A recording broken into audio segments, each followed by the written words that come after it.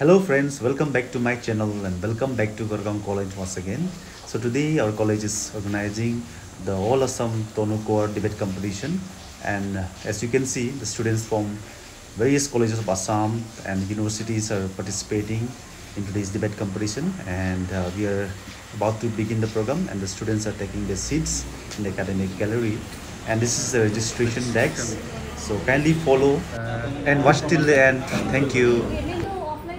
Hello, registration.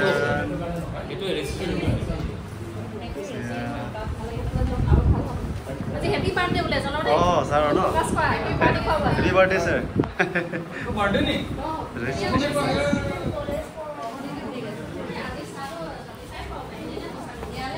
Hello, good morning. Good morning. Kono college paisa tomaloke? Ami Dorong College of Dorong college paisa. Tomar bhal nam? Mor naam Jisnu Jyoti Devi. Jisnu. To ar tomar? Moi Costa boy. Dujone participant hoy no? For the motion na against the motion? Moi for the motion. Against the motion. Okay, all the best. Thank you. Hello, good morning. Good morning. Kono college paisa tomaloke? Morang college. Morang college? Hoy sir. Tomaloker bhal nam koa? Mor naam to Jayprakash Bora. Tapa mor naam to Amlandri Setia. Tomaloke for the motion na against the motion koisa? Ami moi opokhe kom eoke opokhe kom. Okay, okay. All the best. Thank you sir. Good morning. Kono college paisa tomaloke? Kyohagor Girls College. Okay, for the motion na against the motion dujoni?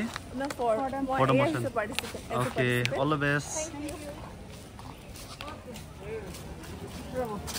Hello, good morning. Good morning. Kono college paisa? আমি যোৰহাট কেন্দ্ৰীয় মহাবিদ্যালয়ৰ পৰা আহিছো। For the motion against the motion? হ্যাঁ মই ফৰত। For the motion, তোমাৰ নাম ভাল নাম? মোৰ নাম Joydeb Rahman. Jaydev Brahman. All the best. Thank you.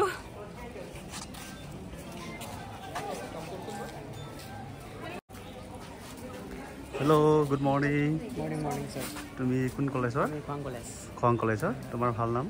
মোৰ নমস্কাৰ শ্ৰী দিব্য প্ৰতিম বৰা। দিব্য প্ৰতিম বৰা। আৰু এই বাকী দুজনী বোলে খোৱাং কলেজৰ নেকি? তোমাৰ ভাল নাম? প্ৰিয়ংকা চেত্ৰী। আৰু তোমাৰ?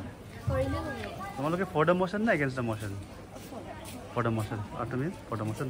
All the best. Thank you sir. তুমি হেৰি পাৰ্টিচিপেণ্ট নেকি? হয়। আল্লাহ, অ'কে। তোমাৰ ভাল নাম? অকণমান টাইম দিব পাৰিবা নেকি? তোমাৰ ভাল নামটো? নমস্কাৰ, মোৰ নাম শ্ৰী মানস জ্যোতি। মানস জ্যোতি। কোন কলেজত পাৰিছা? মই north Lakhimpur university. Very good, all the best. Thank you. Hello', good morning. তোমালোকে কোন কলেজৰ পাৰিছা? গুৱাহাটী ইউনিভাৰ্চিটি। অ'কে, তোমালোকৰ হেৰিত কি হয় আজি? ফৰ দ্য মোশন না against the motion? Against the motion. For the motion. Okay, congratulation, all the best. Thank you.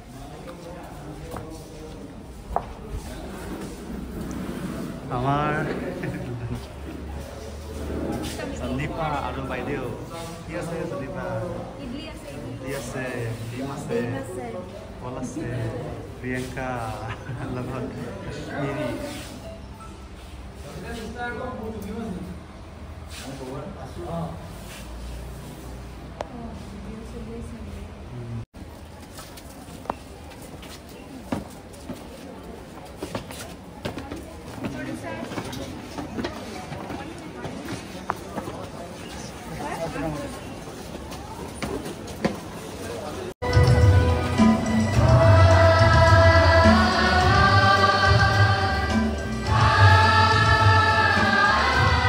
আমি প্ৰথমে আমাৰ গড়গাঁও মহাবিদ্যালয়ৰ সন্মানীয় অধ্যক্ষ বিশিষ্ট শিক্ষাবিদ সাহিত্যিক ডক্টৰ সব্যসাচী মহন্ত ডাঙৰীয়াক আমাৰ মঞ্চলৈ আহি আসন গ্ৰহণ কৰিবলৈ অনুৰোধ জনাইছোঁ।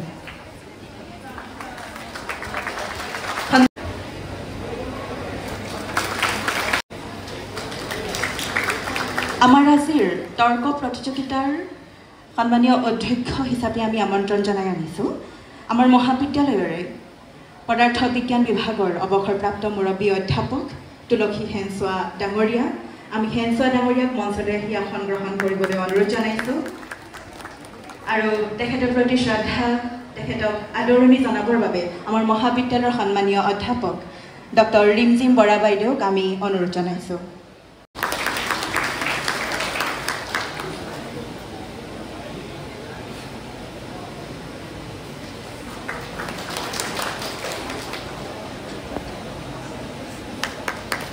এয়া এখনি গামোচা, চেলেং, স্মাৰক, কিতাপৰ টোপোলা আৰু এটি ফাইলেৰে সন্মানীয় আজিৰ তৰ্ক প্ৰতিযোগিতাৰ অধ্যক্ষ মহোদয়ক এয়া আমাৰ মহাবিদ্যালয়ৰ তৰফৰ পৰা আমি আদৰণি জনাইছোঁ।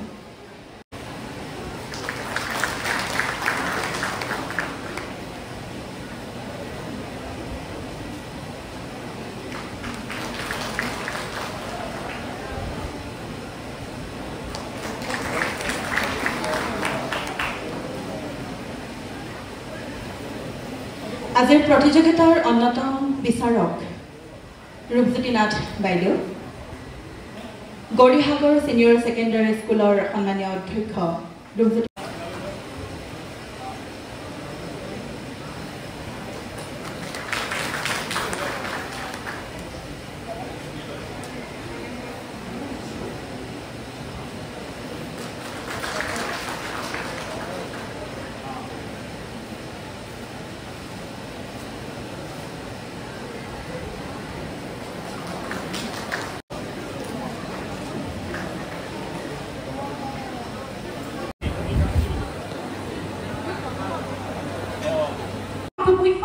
বৈষম্যতা জ্বলিব মাথো সাম্প্ৰদায়িক সংঘৰ্ষ আৰু বাঢ়িব মাথো সামাজিক বৈষম্যতা। এই বাস্তৱিকতা এগৰাকী ভাৰতীয় হিচাপে অনুধাৱন কৰিব পাৰিছোঁ বাবেই তীব্ৰ বিৰোধিতা কৰিবলৈ বাধ্য হোৱা উত্থাপিত বিধেয়কখন। মাননীয় অধ্যক্ষ মহোদয়, সন্মানীয় চৰকাৰী পক্ষৰ সদস্যসকলক আপোনাৰ জৰিয়তে জনাই দিবলৈ পালে ভাল পাম, আচলতে সামাজিক বৈষম্যনো কি? ভাৰতৰ প্ৰেক্ষাপটত সামাজিক বৈষম্য হৈছে ধৰ্মীয় বৈষম্য, জাতিগত বৈষম্য, লিংগ বৈষম্য তথা অৰ্থনৈতিক বৈষম্য। এই সকলোবোৰ বৈষম্যক কেৱল মাত্ৰ এখন আইনৰ কেইটামান নিৰ্দিষ্ট নীতিৰে সম্পূৰ্ণভাৱে অৱসান ঘটাব পাৰিম বুলি ভবা আৰু আকাশত চাংপত ঠিক একেই কথা। আৰু ইয়াক স্পষ্টভাৱে মই কেইটামান উদাহৰণৰ জৰিয়তে দৰ্শাবলৈ বিচাৰিছোঁ। মাননীয় অধ্যক্ষ মহোদয়, আমি সেইখন ভাৰতবৰ্ষৰ বাসিন্দা যিখন ভাৰতবৰ্ষত IIT বম্বেৰ দৰে উচ্চ শিক্ষা প্ৰতিষ্ঠানত নাম অন্তৰ্ভুক্ত কৰা ST কমিউনিটিৰ ছাত্ৰ ছাত্ৰীৰ 3/1% প্ৰত্যেক বছৰে সন্মুখীন হ'বলগীয়া হয় সাম্প্ৰদায়িক সংঘৰ্ষ তথা সাম্প্ৰদায়িক বৈষম্যতাৰ।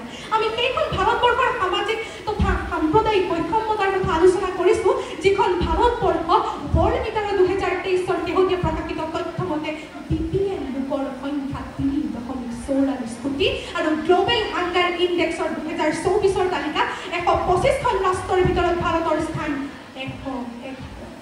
গতিকে তেনে প্ৰেক্ষাপটত ভাৰতৰ অৰ্থনৈতিক অৱস্থাৰ পুতৌ লগা ছবিখনৰ সমস্যা কেনেকৈ কেৱল মাত্ৰ এখন আইনে ভাৰতৰ অৰ্থনৈতিক বৈষম্যতাক অৱসান ঘটাব পাৰিব, সেয়া সন্মানীয় চৰকাৰী পক্ষৰ সদস্যলৈ মোৰ মাননীয় অধ্যক্ষ মহোদয়ৰ যোগেদি পোনপটীয়া প্ৰশ্ন। মাননীয় অধ্যক্ষ মহোদয়, যি সময়ত একক নাগৰিক সংহিতাৰ জৰিয়তে তেওঁলোকে ক'ব বিচাৰে সামাজিক বৰ্তমান এইখন বিধেয়কে ভাৰতৰ সামাজিক বৈষম্য নিৰ্মূল কৰিব বুলি, সেই কিন্তু একে সময়তে তেওঁলোকৰ প্ৰতিনিধি অৰ্থাৎ অসমৰ মাননীয় মুখ্যমন্ত্ৰীগৰাকীয়ে বিধানসভাত চিঞৰি কয় মিয়াক অসম অধিকাৰ কৰিবলৈ নিদিওঁ আৰু মানুহৰ মাজত বিয়পাই দিয়ে না সামাজিক তথা সাম্প্ৰদায়িক বৈষম্য। আৰু সেই একে সময়তে চন 2018 যেতিয়া বালিয়াৰ বিধায়ক সুৰেন্দ্ৰ সিঙে মুক্ত কণ্ঠেৰে মুকলি মঞ্চত নিৰ্ভীকভাৱে কয় ये लोकसभा चुनाव है हिंदुस्तान बनाम पाकिस्तान का, ये लोकसभा चुनाव है हिंदू बनाम इस्लाम का, ये लोकसभा चुनाव है भगवान बनाम अल्लाह का। তেতিয়া মোৰ মনলৈ আহে এনে এশএমূৰে বিৰূপ মন্তব্যৰে নাগৰিকৰ মাজত কেৱল বৈষম্যৰ ভাৱ সৃষ্টি কৰি নিজৰ ভোট বেংকৰ ৰাজনীতিৰে স্বাৰ্থ সিদ্ধি কৰিব বিচৰা সন্মানীয় চৰকাৰী পক্ষৰ সদস্যসকলৰ দুমুখীয়া স্থিতি আজি ফুটি উঠিছে বাবেই বাৰে বাৰে তীব্ৰ বিৰোধিতা কৰিবলৈ বাধ্য হওঁ উত্থাপিত বিধেয়কখন। শেষত মাননীয় অধ্যক্ষ মহোদয়ৰ যোগেদি সন্মানীয় চৰকাৰী পক্ষৰ সদস্যসকলক ডক্টৰ ভূপেন হাজৰিকাৰ এটি গীতৰ কলিয়েদি আহ্বান জনাওঁ। এটি ক্ষণ যে এটি কণ এনেই হেৰুৱালে নাহে উভতি। গতিকে উচিত সময় থাকোঁতে আমাৰ সৈতে একমত হওক আৰু ঐক্য ভাৰতবৰ্ষ গঢ়াৰ নিমিত্তে উত্থাপিত বিধেয়কখন বাতিল কৰক আৰু এনে এখন সময় উপযোগী আৰু প্ৰাসংগিক বিধেয়ক উত্থাপন কৰি সদনক আগুৱাই দিয়ক। ধন্যবাদ মাননীয় অধ্যক্ষ মহোদয়, ধন্যবাদ মহামান্য সদন। ধন্যবাদ গৌৰৱ। আমি পৰদিবচোন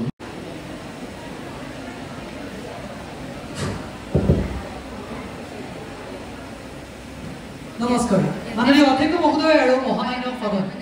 মাননীয় অধ্যক্ষ মহোদয়, প্ৰত্যক্ষ কৰিছোঁ ভাৰতবৰ্ষৰ সংবিধানে সকলো নাগৰিককে সম মৰ্যাদা আৰু সম অধিকাৰৰ মৰ্যাদা প্ৰদান কৰিছে, অথচ দেশৰ আইন ব্যৱস্থাত থকা অসমন্বয় আৰু সম্প্ৰদায়বাদী ভিন ভিন ব্যক্তিগত আইন বাহাল থকাৰ প্ৰতিশ্ৰুতিতে অধ্যক্ষ মহোদয় সম অধিকাৰৰ প্ৰতি আদৰ পথকে ব্যাঘাত জন্মাইছে। তেনে এটা প্ৰেক্ষাপটত মাননীয় অধ্যক্ষ মহোদয় আজিৰ সন্মানীয় সদনত চৰকাৰী পক্ষই এনে এখন বিধেয়কৰ প্ৰাসংগিকতা উপলব্ধি কৰিলো। এনে সন্মানীয় বিৰোধী পক্ষৰ বক্তাসকলে প্ৰশ্ন কৰিছে যে যি একক নাগৰিক সংহিতা আছে সেই একক নাগৰিক সংহিতাৰ জৰিয়তে ভাৰতবৰ্ষৰ যি বৈচিত্ৰ্যপূৰ্ণ চৰিত্ৰ সেই বৈচিত্ৰ্যপূৰ্ণ চৰিত্ৰক ব্যাঘাত জন্মাব। সেই বৈচিত্ৰ্যতাপূৰ্ণ চৰিত্ৰক ব্যাঘাত জন্মাই মাননীয় অধ্যক্ষ মহোদয় জাতীয় ঐক্যক বিনষ্ট কৰিব। কিন্তু মাননীয় অধ্যক্ষ মহোদয় একক নাগৰিক সংহিতাই অঞ্চল আৰু সংস্কৃতিৰ সংহতিৰ নিৰবিচ্ছিন্ন সুবিধা প্ৰদান কৰি জাতীয় ঐক্য প্ৰসাৰিত কৰিব। যি অধ্যক্ষ মহোদয় ভাষিক ধাৰ্মিক আৰু সাংস্কৃতিক ঐক্য প্ৰদান কৰিব আৰু সেই ঐক্য বৈষম্য আঁতৰৰ পাশুপাত অস্ত্ৰ। অধ্যক্ষ মহোদয় সন্মানীয় বিৰোধী পক্ষৰ বক্তাসকলে একক নাগৰিক সংহিতাৰ গোটেই বিষয়বস্তুটো কেৱল ধৰ্মীয় বিবেচনাৰ মাজতে সীমাবদ্ধ কৰি ৰাখিব বিচাৰিছে। কিন্তু মাননীয় অধ্যক্ষ মহোদয় তেওঁলোকক সন্মান সহকাৰে স্পষ্ট কৰিব বিচাৰো কেৱল ধৰ্মীয় বিবেচনাৰ আওতাত এই গোটেই বিষয়বস্তুটোক আমি সামৰি ৰখাটো একেবাৰে স্পষ্ট নহ'ব। কাৰণ অঞ্চল আৰু সংস্কৃতিৰ যি বৈচিত্ৰতা সেই অঞ্চল আৰু সংস্কৃতিৰ বৈচিত্ৰতা ই ঐক্যতা প্ৰদান কৰিব। আৰু সামগ্ৰিকভাৱে এই গোটেই বিষয়বস্তুটো মাননীয় অধ্যক্ষ মহোদয় আজিৰ সন্মানীয় সদনত সেইবাবে সন্মানীয় চৰকাৰী পক্ষই উত্থাপন কৰিবলৈ বাধ্য হৈছো। অধ্যক্ষ মহোদয় এতিয়া বিধেয়কখনৰ প্ৰথমটো ভাগত একক নাগৰিক সংহিতাৰ প্ৰৱৰ্তনৰ প্ৰয়োজনীয়তাৰ কথা আঁৰত থকা চাৰিটাকৈ দিশ যদি আজি আমি সদনৰ মধ্যে উত্থাপন কৰিব নোৱাৰো তেনে কিন্তু আমাৰ বাবে সমাজত সামাজিক বৈষম্য এক সংকীৰ্ণতালৈ ৰূপান্তৰিত হ'ব।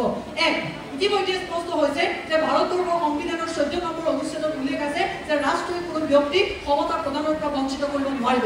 আকৌ 15 নম্বৰ অনুচ্ছেদত উল্লেখ আছে যে সকলো নাগৰিককে কোনো ব্যক্তি জাতি ধৰ্ম অথবা লিংগৰ ভিত্তিত সম অধিকাৰৰ পৰা বঞ্চিত নহ'ব।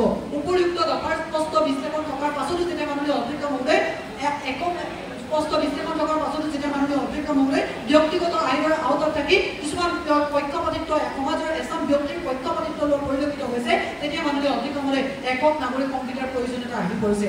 দ্বিতীয়তে মাননীয় অধ্যক্ষ মহোদয় একক নাগৰিক সংহিতাৰ প্ৰয়োজনীয়তা আছে ন্যায় যি ব্যৱস্থা সেই ন্যায় ব্যৱস্থাৰ আধুনিকীকৰণৰ বাবে। বৰ্তমানৰ ব্যক্তিগত আইনসমূহ পুৰণিকলীয়া যি ব্যৱস্থা সেই পুৰণিকলীয়া ধৰ্মীয় শাস্ত্ৰৰ আধাৰিত। গতিকে এইসমূহৰ ওপৰত সমসাময়িক যি সম অধিকাৰ আৰু ন্যায়ৰ ব্যৱস্থা এই ক্ষেত্ৰত কোনো ধৰণৰ সম্পৰ্ক নাই। তেনে এটা প্ৰেক্ষাপটত মাননীয় অধ্যক্ষ মহোদয় ন্যায় ব্যৱস্থাৰ আধুনিকীকৰণৰ বাবে একক নাগৰিক সংহিতাৰ প্ৰয়োজনীয়তা আছে। আৰু সামগ্ৰিকভাৱে আজি আমি বাস্তৱিকতাখিনি বুজিছো। আৰু ইয়াৰ পাছতো সন্মানীয় বিৰোধী পক্ষৰ বক্তাসকলে তেওঁলোকৰ লগত একমত হ'বলৈ পোৱা দেখি অসমীয়া ফকৰা যোজনা এটাৰে মনত পৰিছে যে বগলীয়ে বোলে মই হে বগা কপাহে বোলে মই গাখীৰে বোলে তোমালোকৰ কথা শুনি মোৰহে লাগিছে ভয়। অধ্যক্ষ মহোদয় এটা একক নাগৰিক সংহিতাৰ প্ৰয়োজনীয়তা কিয় আছে যদি তৃতীয়টো প্ৰেক্ষাপট চাওঁ সামাজিক প্ৰগতিৰ বাট প্ৰশস্ত কৰিব একক নাগৰিক সংহিতাই আজি টিউনিছিয়া আৰু ইজিপ্তৰ দৰে দেশসমূহে একেধৰণৰ নাগৰিক সংহিতা প্ৰদান কৰি নিজৰ সামাজিক কল্যাণ আৰু প্ৰগতিৰ ক্ষেত্ৰত আগুৱাই গৈছে। চৌদি আৰবৰ দৰে দেশে সন্ত্ৰাসবাদ নিৰ্মূল কৰি নিজৰ আইন ব্যৱস্থাৰ আধুনিকীকৰণৰ বাবে নিজৰ দিশ প্ৰশস্ত কৰিছে। তেনে এটা প্ৰেক্ষাপটত এই আন্তঃৰাষ্ট্ৰীয় সিদ্ধান্তবোৰে আজি আমাক বাধ্য কৰিছে একক নাগৰিক সংহিতাৰ প্ৰৱৰ্তনৰ এই গোটেই দিশটোলৈ। অধ্যক্ষ চতুৰ্থতে ইতিমধ্যে ভাৰতবৰ্ষৰ সংবিধানৰ 44 নম্বৰ অনুচ্ছেদত উল্লেখ থকা একক নাগৰিক সংহিতাৰ কথা ইতিমধ্যে উল্লেখ কৰা হৈছে। আৰু সেই একেটা অনুচ্ছেদত উল্লেখ আছে যে অদূৰ ভৱিষ্যতে এই ভাৰতবৰ্ষৰ সামাজিক বৈষম্য আঁতৰৰ বাবে এটা বাহুপাত অস্ত্ৰ হ'ব পাৰিব। এই বাস্তৱিকতাখিনি কিন্তু সন্মানীয় বিৰোধী পক্ষৰ বক্তাসকলে আজি বুজি উঠাৰ প্ৰয়োজনীয়তা আছিলে। অধ্যক্ষ মহোদয় 1974 চনত আজি সামাজিক বৈষম্যৰ কথা ক'বলৈ যাওঁতে 1974 চনত ডক্টৰ ভূপেন হাজৰিকাই এটা গীত লিখিছে। গীতটোত তেওঁ লিখিছে যে যুৱতী অনামিকা গোস্বামী আৰু যুৱক প্ৰশান্ত দাসে বিয়া নামি কিছু বাধা পালে। অৰ্থাৎ 70 দশকতে অসমীয়া সমাজখনত দেখা দিয়া যি বিভেদতা যি বিচ্ছিন্নতা যি বৰ্ণবাদী চিন্তা চেতনা সেই বৰ্ণবাদী চিন্তা চেতনাই কেনেধৰণে ক্ৰিয়া কৰিছে সেই কথা সেই গীতটোত প্ৰকাশ পাইছে। কিন্তু অধ্যক্ষ মহোদয় সেই একেটা গীততে উল্লেখ কৰিছে যে ঊনবিংশ শতিকাৰ ধ্যান ধাৰণা বিংশ শতিকা নহ'বলিও তাতে একবিংশ শতিকা আহিবলৈ আৰু কেইটামান শতিকাৰহে বাকী। আজি একবিংশ শতিকাৰ ইমান বছৰ পাৰ হোৱাৰ পাছতো যেতিয়া বৰ্ণবাদৰ দৰে সিদ্ধান্তবোৰে আজি আমাৰ সমাজ ব্যৱস্থা কৰাল দখলৈ পেলাই দিছে তেতিয়া অধ্যক্ষ মহোদয় আজিৰ সন্মানীয় সদনত একক নাগৰিক সংহিতাৰ জৰিয়তে সামাজিক বৈষম্য আঁতৰাৰ দিশটো স্পষ্ট হৈ পৰিছে। কাৰণ নিৰ্ভীক নেতাৰ আশ্ৰম আৰু আয়োগৰ আশাৰ ৰেকনি আজি আমাক নালাগে। আমাক লাগে প্ৰকৃতাৰ্থত মানুহ হিচাপে জীয়াই থকাৰ ক্ষমতা অধিকাৰ আৰু মৰ্যাদা। কাৰণ প্ৰাথমিক বিদ্যালয়ত পঢ়ি থকা অৱস্থাতে সাহিত্যৰ গুৰুৱে শিকাইছিল যে কল্পনাৰ প্ৰক্ৰিয়াৰ পাখিত গ্ৰহণ সানি বাস্তৱত উৰি ফুৰাৰ দিন আজি আৰু নাই। শেষত মাননীয় অধ্যক্ষ মহোদয় চৰকাৰী বিৰোধী সকলোৰে যুক্তিৰ অন্তত সন্মানীয় অধ্যক্ষ মহোদয় বিধেয়কখন আইনলৈ ৰূপান্তৰণৰ ক্ষেত্ৰত এটা স্পষ্ট আৰু দৃঢ় সিদ্ধান্ত গ্ৰহণ কৰিব বুলি আশা ৰাখিলোঁ। আৰু ইয়াৰ পাছতো যদি সন্মানীয় বিৰোধী পক্ষৰ বক্তাসকলে আমাৰ লগত একমত হ'বলৈ অমান্তিক হয় তেনে স্বামী বিবেকানন্দই কৈছিল যে arise awake and stop not টিল দ্য গ'ল ইজ ৰিচ। অৰ্থাৎ উঠা জাগা আৰু লক্ষ্যত উপনীত নোহোৱা পৰ্যন্ত থমকি নৰবা। ধন্যবাদ অধ্যক্ষ মহোদয়, ধন্যবাদ মহামান্য সদন। Stand before you to speak against the motion on the given topic. Speaker sir. social discrimination has several factors like class, caste, and gender. Does the implementation of UCC will eradicate the social discrimination based on the class? No. Will it eradicate the social discrimination based on the caste? No. Will it eradicate the discrimination based on the gender? No. Then how can the member of the proposition are even thinking that just by implementing Uniform Civil Code, they will eradicate the social discrimination from India? Speaker sir, they are not just thinking about eradicating social discrimination. Rather, they are thinking to remove the personal laws from the people of India. Personal laws are a matter of religious freedom. And by implementing UCC, they will snatch the individual's right to practice the religion in which one has faith in. And Speaker sir, Constitution is the ultimate authority of India. And even Article 25 of the Constitution of India speaks about freedom of conscience, freedom to profess, practice and propagate religion to every citizen. And also Article 29 of the Constitution of India also speaks about prevention of culture. If any group of community in India has distinct culture, language or script, they have the right to protect it. Then how does the member of proposition are even thinking of implementing UCC in India? And also there are different states in India like Mizoram and Nagaland who have different cultural practices. How does they are going to uniform their personal laws? Speaker sir, the member of proposition themselves doesn't have the ways to implement it throughout the country. It is just their rigid nature and attitude that one day they thought about UCC and now they want to implement it throughout the country. But let me burst their little bubble and make it clear that this is not how India works. And also, one of the members of the proposition spoke about national integration. If their intention was national integration, if their intention was that there should be one custom, one rules and regulations throughout the country, then they should have gained the consensus of the people. But rather, they are playing a different game in itself. First, they will impose the UCC in one state, then in another, then in another, then in another. Like this way, the majoritarian point of view will be imposed. And this clearly shows that the consensus of the people is not at all their priority. Their only priority is to impose UCC throughout the country, whether it is for the development of India or whether it is for the degradation of India. They doesn't care about it. And also, if they are thinking to stop the discriminatory practices against women, then they should have first attacked the personal laws of India. The personal laws like Hindu Marriage Act 1955, Hindu Succession Act 1956, Indian Christian Marriage Act 1872, Muslim Personal Law Application Act 1937. They should have first amended that. Then they should have think about UCC.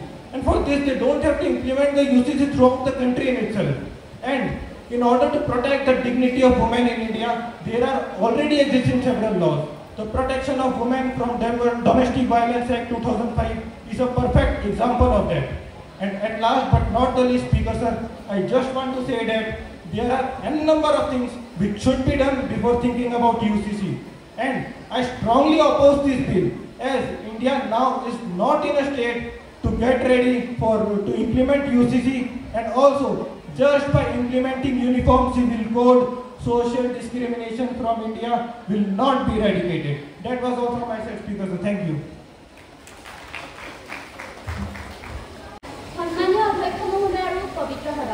আজি সদৰৰ এই মাজমজিয়াত উপস্থিত হৈ মই উত্থাপিত বিধায়কখনৰ সমৰ্থন কৰি এনেদৰে ক'ব বিচাৰিম যে একক নাগৰিক সংস্থা এখন বিধায়ক নহয়, ই মানৱ অধিকাৰ সুনিশ্চিত কৰা এটা দিশ। আমি ভাৰতৰ দৰে এখন বৈচিত্ৰ্যপূৰ্ণ ৰাষ্ট্ৰত বসবাস কৰোঁ, য'ত আমি বহু সময় দেখা পাওঁ যে লিংগ বৈষম্যতা, সামাজিক বৈষম্যতা আদিৰ দৰে দিশ। যদি এখন আইন বা বিধায়ক গৃহীত হ'লে সেই দিশসমূহৰ পৰা এটা জাতি বা এখিনি লোক পৰিত্ৰাণ ল'ব পাৰে, মই ভাবি পোৱা নাই যে বিপৰীত বৰ্ষৰ লোকসকলে কেনেদৰে ক'ব পাৰে যে সেই আইন বা সেই বিধায়কখন গৃহীত হ'লে সমাজত বৈষম্যৰ অৱসান ঘটিব নোৱাৰে। সাধাৰণতে তেওঁলোকে নিজে স্বীকাৰ কৰিছে যে আমাৰ ভাৰতৰ নাৰীসকল সুৰক্ষিত নহয়। আমি বহু ক্ষেত্ৰত দেখিবলৈ পাওঁ যে আমাৰ ভাৰতৰ নাৰী কোনো ক্ষেত্ৰতে সুৰক্ষিত নহয়, কাৰণ আজি আমাৰ সমাজত সহবাস এটা এনেকুৱা এটা দিশ যিটো আমাৰ ভাৰত বা সমগ্ৰ পৃথিৱীৰ লোকসকলে আজিকালি থকা দেখা যায়, অৰ্থাৎ লিভিং টুগেডাৰ। তেওঁলোকে ক'ব বিচাৰিছে যে লিভিং টুগেডাৰক একক নাগৰিক সংহিতাই সমৰ্থন কৰিছে। মই কিন্তু এটা কথা জানিব বিচাৰিম যে ৰাম গুণ নজনাকৈ ৰামায়ণ পঢ়িবলৈ অহাটো ভুল, কাৰণ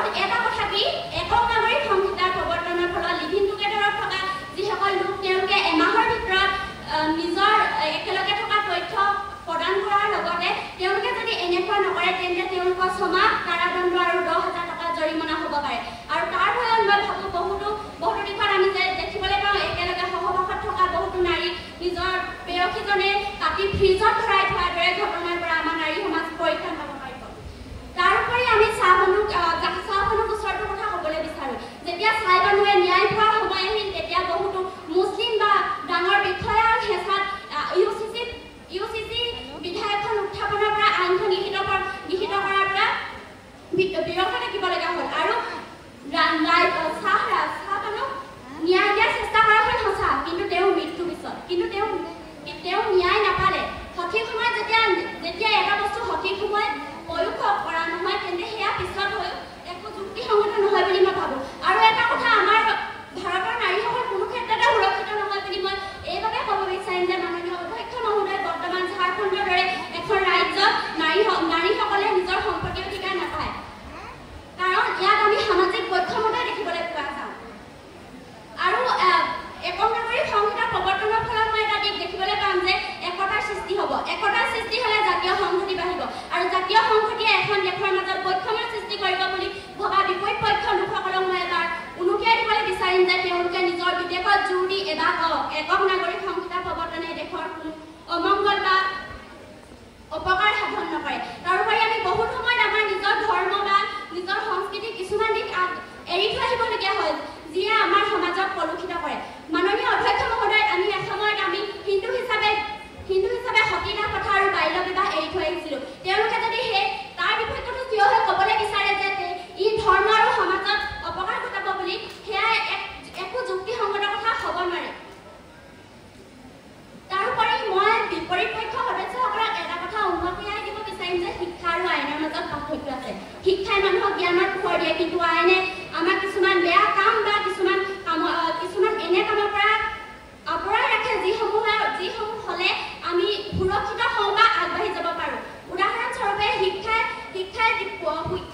যদি সকলো ক্ষেত্ৰতে পোহৰ আনিব পাৰে বা শিক্ষাই সকলো ক্ষেত্ৰতে যদি ন্যায় প্ৰদান কৰিব পাৰে, তেন্তে হাজাৰখন দেশত সকলো দেশত সংবিধানত উল্লেখ থকা আইনসমূহ বা নিৰ্দেশনামূলক নীতিসমূহ বাতিল কৰি দিয়া হ'লহেঁতেন। শিক্ষাই সকলো বুলি শিক্ষাকে সকলো কথাত এৰি দিয়া হ'লহেঁতেন।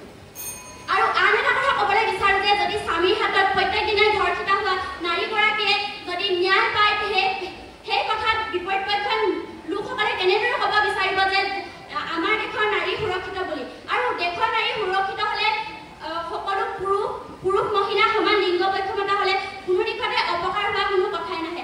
অৱশেষত মই এটাই ক'ব বিচাৰিম যে বিপৰীত পক্ষৰ লোকসকলে নিজৰ হাতত লৈ থকা মুদ্ৰাটো বিপৰীত পক্ষৰ লুটিয়াই চাই নিজৰ বিবেকত এবাৰ জোৰ দি ভাবিছ একক নাগৰিক সংহিতানো কি।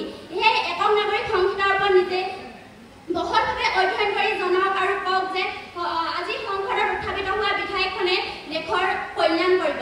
বিধায়কখন কোনো অৰ্থহীন বা এনেকুৱা দিশত উত্থাপন হোৱা নাই। আৰু এই দিশবোৰ চালি জাৰি চাই বা সমাজৰ প্ৰত্যেকবোৰ দিশত উন্নতি কৰিব বা দেশৰ প্ৰয়োজনীয় বুলি ভাবিয়ে মই আজি সপক্ষৰ আসনত আসন গ্ৰহণ কৰিছোঁ। আৰু এটা কথা কৈ গ'ল যে তেওঁলোকে পৰ্তুগীজসকলে তাত ইউচিচি আছে। পৰ্তুগীজসকলে ইউচিচি গোৱাত প্ৰৱৰ্তন কৰি থৈ গৈছে, কিন্তু তেওঁলোকে কৈছে যে ইউচিচিৰ ফলত গোৱাত বিভিন্ন ধৰ্মভিত্তিক বৈষম্যৰ সৃষ্টি হৈছে। তেওঁলোকে কিন্তু নিজৰ মুখেৰে উচ্চাৰণ কৰি থৈ গ'ল যে ইউচিচিৰ লগত গোৱাৰ কোনো সম্পৰ্ক নাই। অৱশেষত মই অধ্যক্ষ মহোদয় বিধায়কখন গৃহীত কৰাৰ ক্ষেত্ৰত বহুবাৰ চিন্তা কৰিবলৈ অনুৰোধ জনোৱাৰ লগতে কেইটামান তথ্য দিব বিচাৰিম, যিকেইটাই বিধায়কখন গৃহীত হোৱাত তথ্য বা সহায় কৰিব বুলি মই ভাবোঁ। বিধায়কৰ বিপক্ষে ক'বৰ কাৰণে শিখাশ্ৰী গগৈক আমন্ত্ৰণ জনাইছোঁ।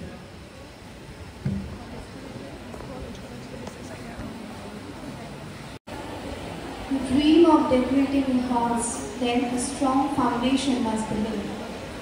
We have come a long way as civilized nation, from worshipping Moon and Mars to going to Moon and Mars to Chandrayaan and Mangalyaan. From Rigveda and Samved to the longest written constitution of the world.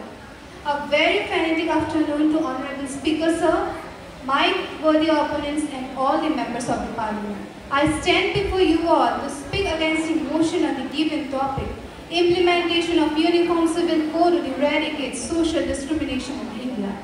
Today, when I look at this topic, I see three aspects. What is Uniform Civil Code? Is there any need of implementing this code? What is the role of youth, and how can we connect both of this together? Ecologically, ladies and gentlemen, the people have just started to learn the concept of living in harmony together. But as a society, we somewhere or the other lack that equality. Honorable Speaker, sir, the significance of the concept of uniform civil code is that there should be one uniform law for all people, and all people should be governed by one law with standardization within community, especially between men and women. But at the same time, let me remind you that we live in a country where diverse religions, culture, communities, expecting people of diverse religions and communities to follow one law based on uniform system is somehow preposterous. The argument is based on the fact that India takes pride in its integrity within diversity. Maintaining diversity, we need to respect every minority community's personal choices and laws. This is what has led this nation to live in peace for such a long duration of time. Now the question that we need to ask ourselves is that whether the violation of personal laws is acceptable or not. We should be practical enough while looking at this issue, and the impracticality lies in the fact that there are 14.2% Muslims in India, and any step towards implementing UCC has always received heavy opposition and criticism from their side. Now this code not only focuses on the social aspects but also the political aspects of the government. Whatever law or policies is being implemented, it's incomplete without a political structure that's unsustainable. That is why I believe that today, along with Youth Parliament, we also need youth in the Parliament to provide education avenues and innovative policies for our youth. I believe that as we have Indian administrative services for our bureaucracy, we also need Indian political services for our politicians, so that it can be sustained and grows with new policies. And good policies can be converted from one government to another. Honorable Speaker, sir, as few of my opponents stated that this law also focuses on women's rights, equality and freedom. I say this but in capital letters. Today I live in a nation, unfortunately, where a cigarette which is injurious to health is sold openly, but when a girl has to buy sanitary pads, she has to hide them in black polythenes. Today I live in a nation where it's been 78 years since a white man has left this nation, but we're still living in an inferiority complex, using fairness creams to whiten our skin, whiten our culture, whiten our education, and whiten our standard of life. In the era of implementing laws like UCC, it's important to understand that change starts within us, within an individual, within the youth of the nation. At last, I would like to end my debate with a quote by Gloria Steinem that states, "The future depends entirely on what each of us does every day. A movement is only people moving." Thank you, Honorable Speaker, sir, and all the members of the Parliament. Thank you, Gogoi. So now, আৰু মনমানীয় সদন একক নাগৰিক সংবিধান হৈছে ধৰ্ম বৰ্ণ নিৰ্বিশেষে জাতিয়ে এক নৈতিক আৰু আইন প্ৰয়োগ কৰাৰ ব্যৱস্থা প্ৰস্তাৱ কৰাৰ এক প্ৰস্তাৱ। এই আইনখন প্ৰৱৰ্তন কৰিলে তেওঁলোকে বিপক্ষ প্ৰাৰ্থীয়ে কৈছে যে এই আইনখন প্ৰৱৰ্তন কৰিলে অসুবিধা হ'ব বুলি তেওঁলোকে কৈছে। মই বিচাৰিছোঁ আমাৰ ভাৰতবৰ্ষখনত সকলোবিলাক ধৰ্মৰ নিয়ম অনুসৰি নিয়মবোৰ বেলেগ বেলেগ হয়। এই নিয়ম অনুসৰি ধৰ্মসমূহ বেলেগ বেলেগ হোৱা দেখা যায়। ভাৰতৰ লিংগ বৈষম্যতা হ'ব বুলি কৈছে। লিংগ বৈষম্যতা পুৰুষতকৈ মহিলাৰ অধিকাৰ একেবাৰে কম। মহিলাৰ অধিকাৰসমূহ যেন সবল হয়, মহিলাই সকলোবিলাক অধিকাৰ পায়। মই তাকে ক'ব বিচাৰিছোঁ, সকলো ধৰ্মৰ মানুহে এতিয়া এটা ধৰ্মৰ মানুহে ইটো ধৰ্মলৈ বিবাহ কৰিলে সেই ধৰ্মৰ মানুহক ইয়াকে কৰো চবুকৰ্তব্য সামান্য সদন মাননীয় অধ্যক্ষ মহোদয়, বিৰোধী দলৰ আসন গ্ৰহণ কৰি অতপৰে চৰকাৰী পক্ষৰ যুক্তিযুক্তিতা শুনি মোৰ একাৰী ফকৰা যোজনাৰ মনত পৰিলে। উদ্ধত কথা মুখত তেল নখাওঁতে চেল। এটি মই সাধাৰণ কাহিনী ক'ব বিচাৰিছোঁ। এজন লোকে বিছনাত পৰি তেতিয়া সপোন দেখি আছিল তেওঁ মাতৃক উলংঘা কৰিছিল তেওঁ সপোনৰ পৰা সাৰ পাই দেখিলে যে তেওঁ বিছনাতে আছে মই ঠিক তেনেদৰে ক'ব বিচাৰিছোঁ যে সন্মানীয় চৰকাৰী পক্ষৰ দলপতিয়ে উত্থাপন কৰা বিধেয়কখনে কি কৰিব তাৰ কোনো প্ৰাসংগিকতা নাই এই বিধেয়কখনে মাত্ৰ কাল্পনিক জগততে সমতা স্থাপন কৰিব পাৰিব কোনো বাস্তৱিক জগতত সমতা স্থাপন কৰিব নোৱাৰে নিজৰ যুক্তিযুক্ততাৰ মস্তিষ্কৰে ভাবি মই চৰকাৰী পক্ষৰ বিধেয়কখনৰ সম্পূৰ্ণ বিৰোধিতা কৰি বিৰোধী দলৰ আসন গ্ৰহণ কৰিছোঁ মাননীয় অধ্যক্ষ মহোদয় আপুনি গান্ধাৰীৰ ধৃতৰাষ্ট্ৰৰ কথা নিশ্চয় শুনিছে কিন্তু আপুনি দেখা নাই মই আজি আপোনাক দেখাম আধুনিক যুগৰ একোগৰাকী ধৃতৰাষ্ট্ৰৰ গান্ধাৰী যি সত্যক জানে বুজে কিন্তু স্বীকাৰ কৰিবলৈ বেয়া পায় মাননীয় অধ্যক্ষ মহোদয় চৰকাৰী পক্ষৰ সন্মানীয় সদস্যসকলে উত্থাপন কৰিছে যে 44 সংবিধানৰ 44 অনুচ্ছেদত থকা ইউচিচি খন প্ৰণয়নে আমাৰ ভাৰতবৰ্ষৰ সমতা আৰু বৈষম্য দূৰীকৰণ হ'ব মাননীয় অধ্যক্ষ মহোদয় এইখন সমতাৰ ৰাষ্ট্ৰীয় নিৰ্দেশাত্মক নীতিৰ ক্ষেত্ৰত উচ্চতম ন্যায়ালয়ে আমাক কিছুমান ৰায়দান প্ৰদান কৰিছে উচ্চতম ন্যায়ালয়ে 1951 চনৰ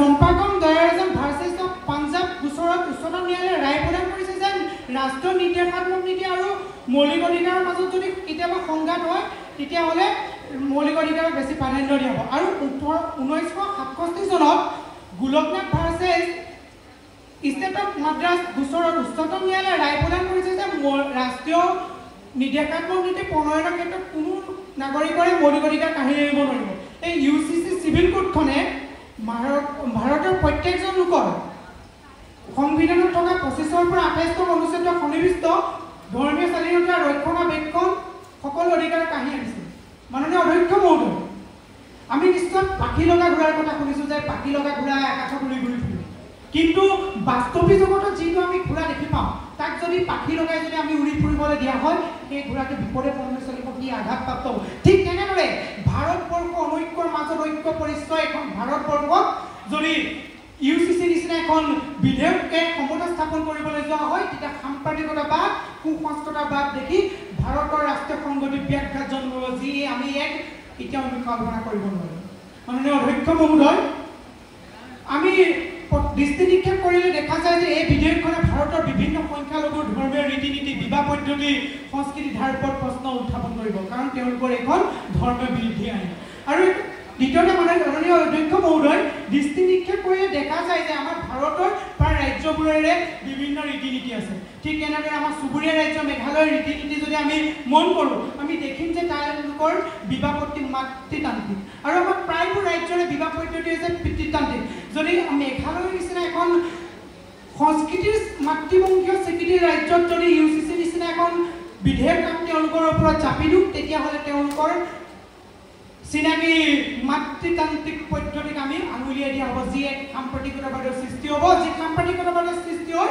ৰাষ্ট্ৰীয় সংগঠিত ব্যাঘাত জন্মাব মাননীয় অধ্যক্ষ মহোদয় আমাৰ ভাৰতবৰ্ষ কোনো এখন ভৌগোলিক সীমাৰে গঠিত দেশ নহয় ভাৰতৰ এটো মূৰৰ পৰা সিটো মূৰলৈ যদি আমি চোৱা হয় প্ৰায় 2 কিলোমিটাৰ আঁতৰে বিচিত্ৰ বা বিভিন্ন সংস্কৃতি দেখিবলৈ পাওঁ এই বিচিত্ৰ বা বিভিন্ন সংস্কৃতিৰ মাজত ইউচিচি নিচিনা এখন যদি চিভিল কোড চাপি দি তেওঁলোকৰ ওপৰত ঐক্যৰ মাজত অনৈক্য বিনাশ যদি কৰিবলৈ চেষ্টা কৰা হয় তেতিয়াহ'লে ই এক সম্পূৰ্ণ অমূলক কাৰ্য কৰা হ'ব মাননীয় অধ্যক্ষ মহোদয় আপোনাক আজি এই পবিত্ৰ সদনৰ পৰা অনুৰোধ জনাম যে চৰকাৰী পক্ষৰ দলপতিয়ে উত্থাপন কৰা বিধেয়কখন গৃহীত নকৰিবলৈ আৰু মাননীয় অধ্যক্ষ মহোদয় এই বিধেয়কখনে পবিত্ৰ সদনৰ মাজত 2019 চনৰ নৱেম্বৰ আৰু 2020 চনৰ মাৰ্চ মাহত দুবাৰ উত্থাপন কৰা হৈছিল কিন্তু কোনো যুক্তিযুক্ত নোহোৱাকৈ সদনৰ মাজমজিয়াতে এই বিধেয়কখন নস্যাৎ কৰা হৈছে মাননীয় অধ্যক্ষ মহোদয় ভাৰতৰ বিশ্বৰ বহুত পৰ্যটনস্থলীৰ দেখি অহা ঐক্যৰ মাজত অনৈক্য যি ভাৰতৰ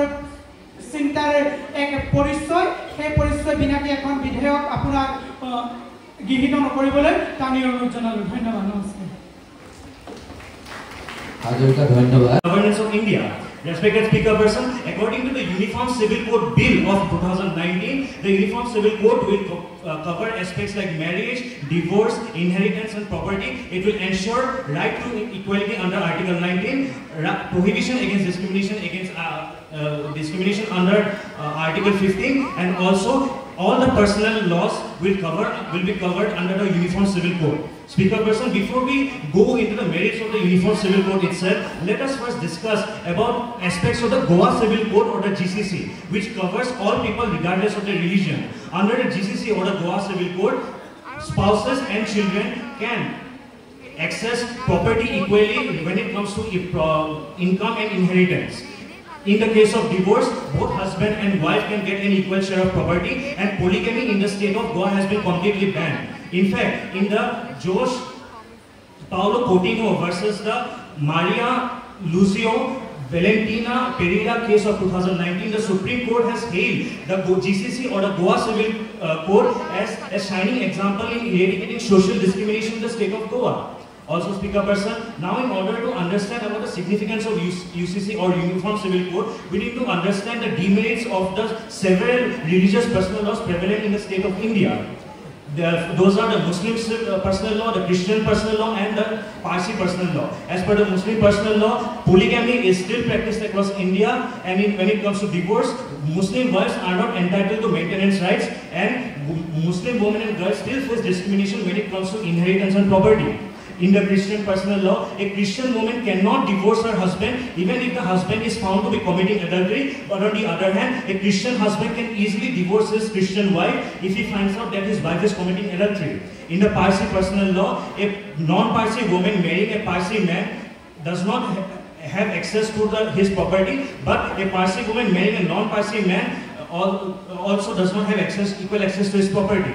Hence, respected Speaker person, as in all these cases we can see that these personal laws directly go against the fundamental rights mentioned in the Indian Constitution. Hence, the Uniform Civil Code is the need of the hour. Respected Speaker person, a member from the opposition bench stated that how the UCC will impact matrilineal societies like those present in the state of Meghalaya. But respected Speaker person, through your august presence, I would like to remind them that the goal and ultimate objective of Uniform Civil Code is not the conversion of a patrilineal society into matrilineal society or vice versa. Its main goal is to ensure that men and women have equal rights when it comes to marriage, property, inheritance, and so on. Respected Speaker person, implementation of UCC will also create other potential side benefits such as if polygamy is removed, the financial burden on Muslim families will reduce, because the financial burden of feeding one wife is always less than the financial burden of feeding multiple wives, as it happens in the case of polygamy. Respected Speaker person, even the Supreme Court has emphasized the importance of Uniform Civil Code in multiple court cases such as the Sabano case of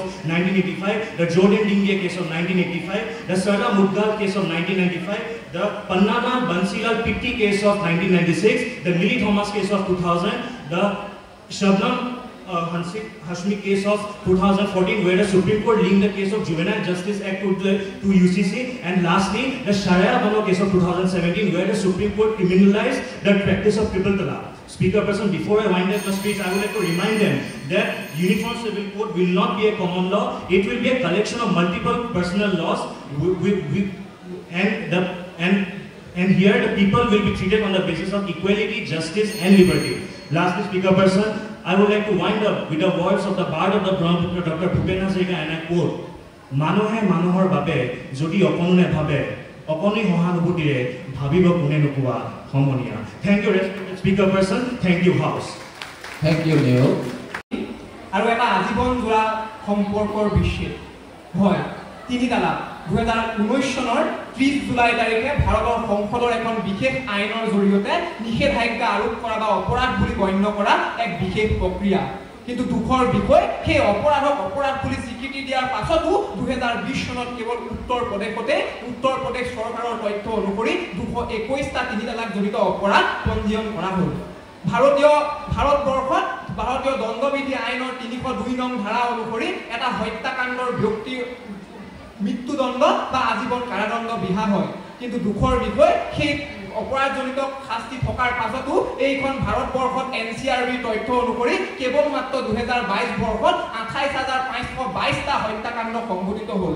অৰ্থাৎ মাননীয় অধ্যক্ষ মহোদয়, কোনো এক আইন বা কোনো এক নাগৰিক সংহিতাই এটা অপৰাধৰ বিৰুদ্ধে শাস্তিহে প্ৰদান কৰিব পাৰে ই এক অপৰাধৰ অৱসান ঘটাব নোৱাৰে যদি সেয়াই হ'লহেঁতেন আজি ভাৰতত ইমানসমূহ শাস্তিমূলক আইন থকাৰ পাছত প্ৰত্যেকটো অপৰাধৰ পুনৰাবৃত্তি নহ'লহেঁতেন আৰু সেই সত্যখিনি আজি অনুধাৱন কৰিব পাৰিছোঁ আৰু সেই একমাত্ৰ এখন নাগৰিক সংহিতাই ভাৰতত হোৱা অপৰাধসমূহ বা বৈষম্যসমূহ অপৰাধ অৱসান কৰিব নোৱাৰে বুলি মৰ্মে উপলব্ধি কৰিছোঁ আৰু মোৰ উপৰোক্ত এগৰাকী সন্মানীয় চৰকাৰী পক্ষৰ সদস্যৰ ভাষাত বিধায়ক আৰু মোৰ ভাষাত বিধেয়কখন তীব্ৰৰূপে বিৰোধিতা কৰিছোঁ আৰু গ্ৰহণ কৰিছোঁ সন্মানীয় চৰকাৰী পক্ষৰ আসন মাননীয় অধ্যক্ষ মহোদয় 2011 চনৰ ভাৰতবৰ্ষৰ লোকপিয়লৰ তথ্য অনুসৰি ভাৰতবৰ্ষত 59.8% হিন্দু 14.2% মুছলমান আৰু আন সৰু শতাংশত আন সৰু ধৰ্মীয় সম্প্ৰদায়ৰ লোকসকল বসবাস কৰি আহিছে আৰু মাননীয় অধ্যক্ষ মহোদয় এতিয়া যদি আমি একক নাগৰিক সংহিতাৰ প্ৰৱৰ্তন কৰোঁ তেনেহ'লে এই একক নাগৰিক সংহিতাখনত সেই সংখ্যাগৰিষ্ঠ ধৰ্মটোৱে বেছি প্ৰাধান্য পাব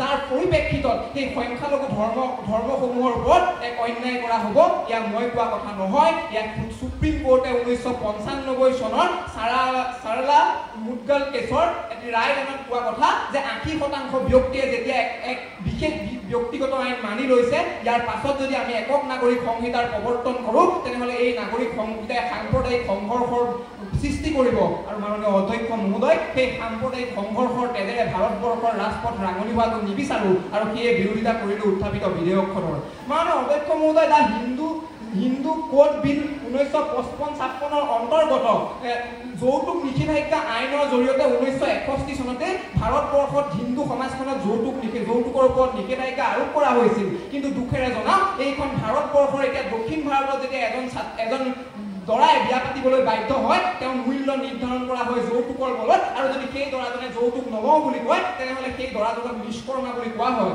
অৰ্থাৎ মাননীয় অধ্যক্ষ মহোদয় 1961 চনতে প্ৰণয়ন কৰা এখন আইনে যেতিয়া আজি পৰ্যন্ত যৌতুকৰ দৰে এটা সৰু বিষয়কে সমাধান কৰিব নোৱাৰিলে তেনেহ'লে 2024 চনত এখন আইন প্ৰণয়ন কৰি কেইদিনমানৰ ভিতৰতে আমি সামাজিক বৈষম্যৰ দৰে এটা বিশাল বিষয় কেনেদৰে সমাধান বা অৱসান হ'ব বুলি ভাবিছোঁ সেই প্ৰশ্ন মোৰ সন্মানীয় চৰকাৰী পক্ষৰ সদস্যসকললৈ থাকিল মাননীয় অধ্যক্ষ মহোদয় এতিয়া সন্মানীয় চৰকাৰী পক্ষৰ সদস্যসকলে কৈ থৈ গ'ল অৰ্থনৈতিক বৈষম্যতাৰ কথা যিখন ভাৰতবৰ্ষত বা ফোৰ্বছৰ তথ্য অনুসৰি 2022 চনত 77% সম্পত্তি মাত্ৰ 10% ধৰ্ণাঢ্য ব্যক্তিৰ হাতত কেন্দ্ৰীভূত হৈ আছে সেইখন ভাৰতবৰ্ষত সন্মানীয় চৰকাৰী পক্ষৰ সদস্যসকলে কিদৰে একক নাগৰিক সংহিতাৰ জৰিয়তে সেই আম্বানীৰ পৰা ৰাজপথত কচু আলু বিক্ৰী কৰা ককাজনলৈ সেই 77% সম্পত্তি হস্তান্তৰ কৰিব সেই প্ৰশ্ন আজি তেওঁলোকে আজি সদনত স্পষ্ট উল্লেখ কৰক মাননীয় অধ্যক্ষ মহোদয় এইখন অসমত যেতিয়া 2023 বৰ্ষত এগৰাকী মহিলা প্ৰবক্তাই নিজৰ পছন্দ অনুযায়ী কাপোৰ পিন্ধি গৈছিল যে তেওঁলোকৰ চৰকাৰখনে সেই মহিলাগৰাকীক বা সেই মহিলাৰ প্ৰবক্তাৰ সমাজখনে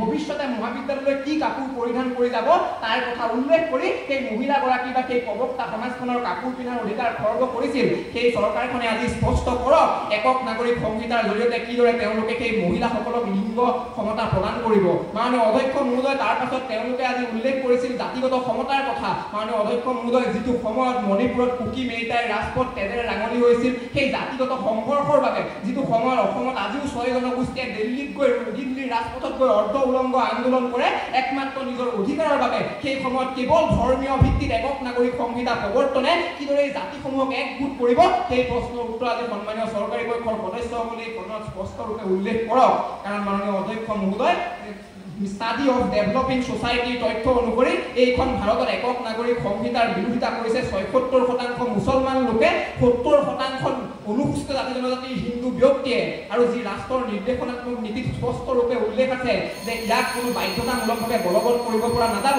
তেনে পৰিপ্ৰেক্ষিতত তেওঁলোকে ইমানখিনি মানুহে তেওঁলোকক বাধা দিয়াৰ পাছতো স্বেচ্ছামূলকভাৱে কিয় এই সংহিতাখন প্ৰৱৰ্তন কৰিব বিচাৰি এক একনায়কত্ববাদ চৰকাৰৰ পৰিচয় দিছে ধন্যবাদ মাননীয় অধ্যক্ষ মহোদয় ধন্যবাদ মহামান্য সদন নমস্কাৰ মাননীয় অধ্যক্ষ মহোদয় আৰু মহামান্য সদন যিদৰে গভীৰতা নথকাকৈ সেই উচ্চতাৰ প্ৰতিমূৰ্তি উপস্থাপন কৰিব নোৱাৰি ঠিক তেনেদৰে এক ধৰ্ম নিৰপেক্ষ আইনৰ অবিহনে কেনেকৈ এখন উন্নয়ন দেশৰ সৃষ্টি হ'ব এই প্ৰশ্নটিৰে আজি সদনৰ উত্থাপিত বিষয়টোৰ সমৰ্থন জনাই মই চৰকাৰী পক্ষৰ আসন গ্ৰহণ কৰিছোঁ মাননীয় অধ্যক্ষ মহোদয় আমি সেইখন ভাৰতবৰ্ষৰ নিবাসী যিখন ভাৰতৰ এফালে যদি বিবাহ এক পবিত্ৰ বন্ধন আনফালে মাথো এখন চুক্তি আমি যদি চাবলৈ যাওঁ সেই চুক্তিৰ কথা সেই শৰীয়ত আইনৰ কথা যিয়ে মহিলাক নাই দিয়া এক পবিত্ৰ সমাজ, এক পবিত্ৰ স্থান, এক পবিত্ৰ ঘৰ দিছে মাথো সেই 1985 চনৰ চাহবানু বেগমৰ ঘটনা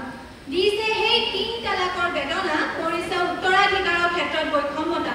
আমি যদি চাবলৈ যাওঁ সেই হিন্দু আইনৰ কথা যিয়ে কৰে জাতি ভিত্তিক বৈষম্য আৰু এয়া মই কোৱা কথা নহয় মাননীয় অধ্যক্ষ মহোদয়, এয়া কৈছিল উচ্চতম ন্যায়ালয়। যি এম গোবিন্দ ৰাজু বনাম আৰু মণিস্বামী গৌডৰ ঘটনা, য'ত এগৰাকী সূত্ৰ মহিলাই যদি তেওঁৰ স্বামীৰ ঘৰ নিজ ইচ্ছাৰে বা তেওঁৰ ঘৰৰ পৰা উলিয়াই দিয়া হয় তেনেহ'লে এক বাস্তৱ বিবাহ বিচ্ছেদ হ'ব আৰু তেওঁৰ পত্নীৰ ওপৰত পুনৰ প্ৰয়াণ নহ'ব। কাৰণ একো নহয়, কাৰণ তেওঁ এগৰাকী সূত্ৰ মহিলা আৰু এই ঘটনা কাৰ্যকৰী কৰা হয় মাত্ৰ 2 দিনলৈ। কিন্তু একেই ঘটনা যদি ব্ৰাহ্মণ জাতিৰ ক্ষেত্ৰত সংঘটিত হয় তেনেহ'লে সেই ঘটনা কাৰ্যকৰী কৰা হয় 2 বছৰ। এয়া জানো সমানতা হৈছে মাননীয় অধ্যক্ষ মহোদয়?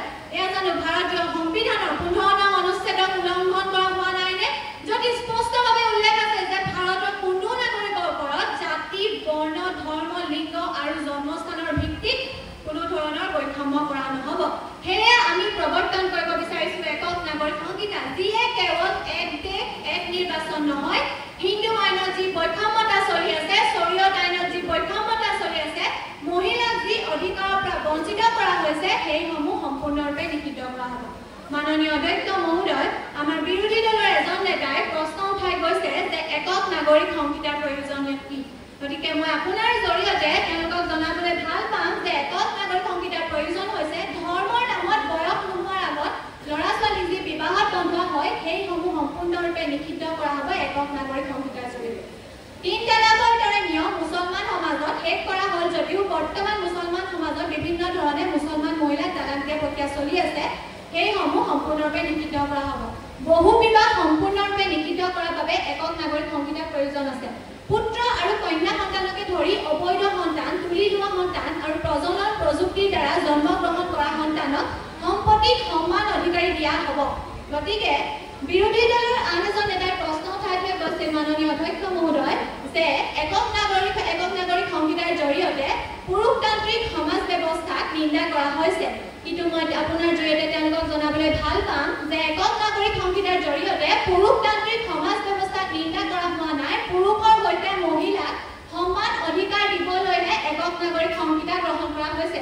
গতিকে কিয় মহিলাক সমান অধিকাৰ প্ৰয়োজন নাই, মহিলাক সুকীয়া মৰ্যাদাৰ প্ৰয়োজন নাই, সেয়ে আমি প্ৰৱৰ্তন কৰিব বিচাৰিছোঁ একক নাগৰিক সংহিতা। মাননীয় অধ্যক্ষ মহোদয়, অৱশেষত ক'ব বিচাৰিম সেই ভাৰতীয় সংবিধানৰ কথা, সেই 44 নং অনুচ্ছেদৰ কথা, আৰু এয়া হৈছে সেই ভাৰতীয় সংবিধানৰ 44 নং অনুচ্ছেদ, য'ত স্পষ্টভাৱে উল্লেখ আছে যে ৰাজ্যৰ দেশৰ সকলো নাগৰিকৰ বাবে এক পৰিসৰ নাগৰিক সংহতি প্ৰতিষ্ঠা কৰিবলৈ চেষ্টা কৰিব লাগে আৰু এই অনুচ্ছেদটো ৰাজ্যৰ নীতি নিৰ্দেশক তত্ত্বৰ অংশ।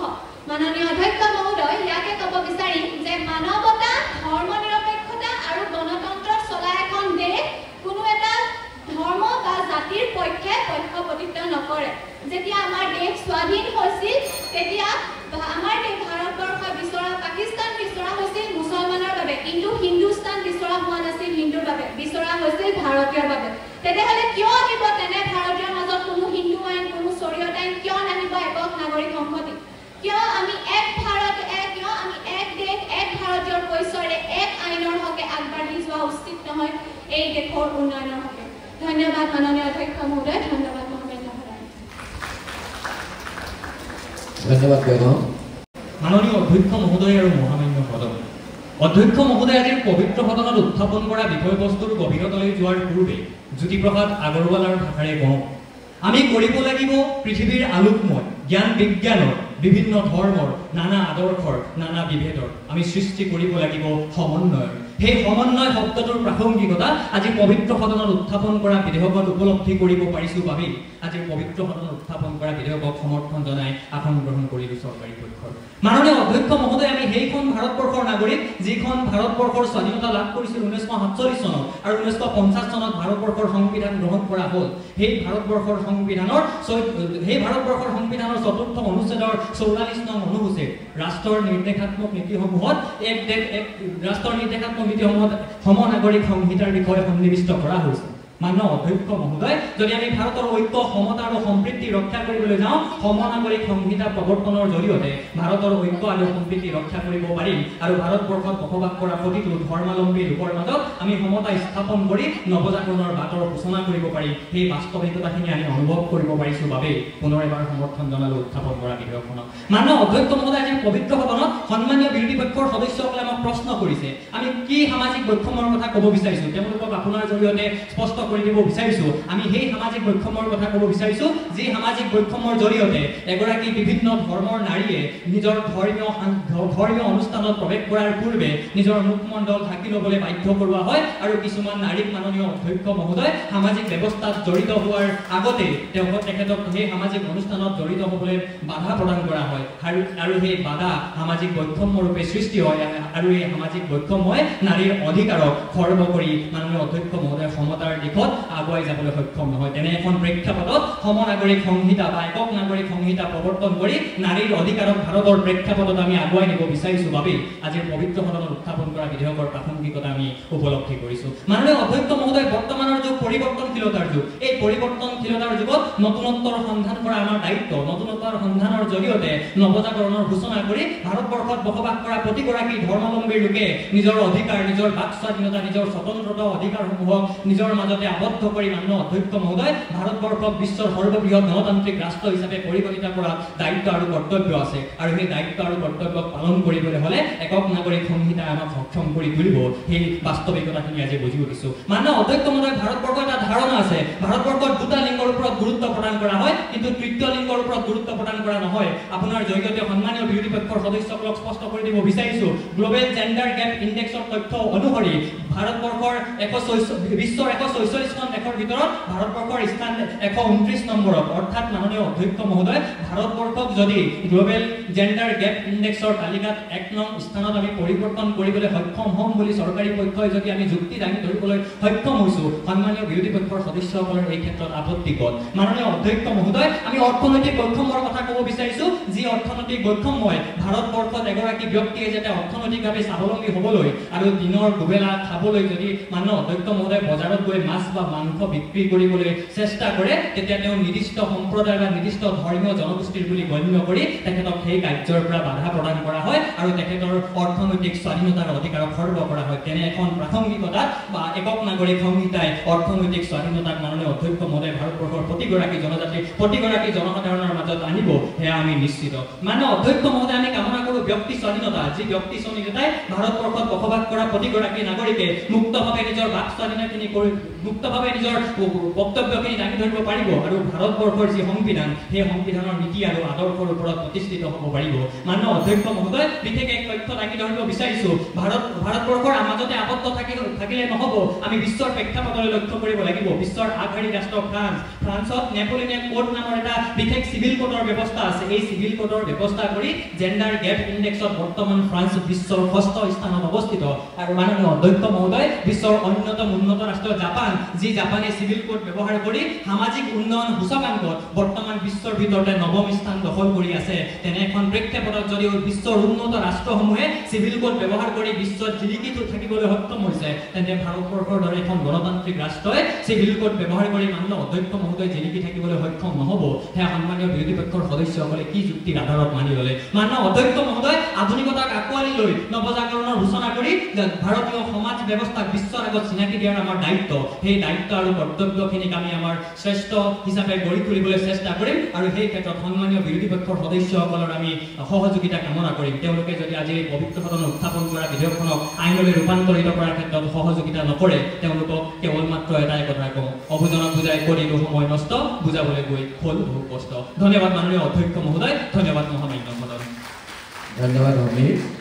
আমি বিৰোধী পক্ষৰ পৰা saying that the implementation of Uniform Civil Code in India would lead to promotion of national integrity, social justice, equality. It will promote modernization also. As we all know, India is a country which has complex legal system. So by implementing a one common law for all the citizens, would also simplify the legal system.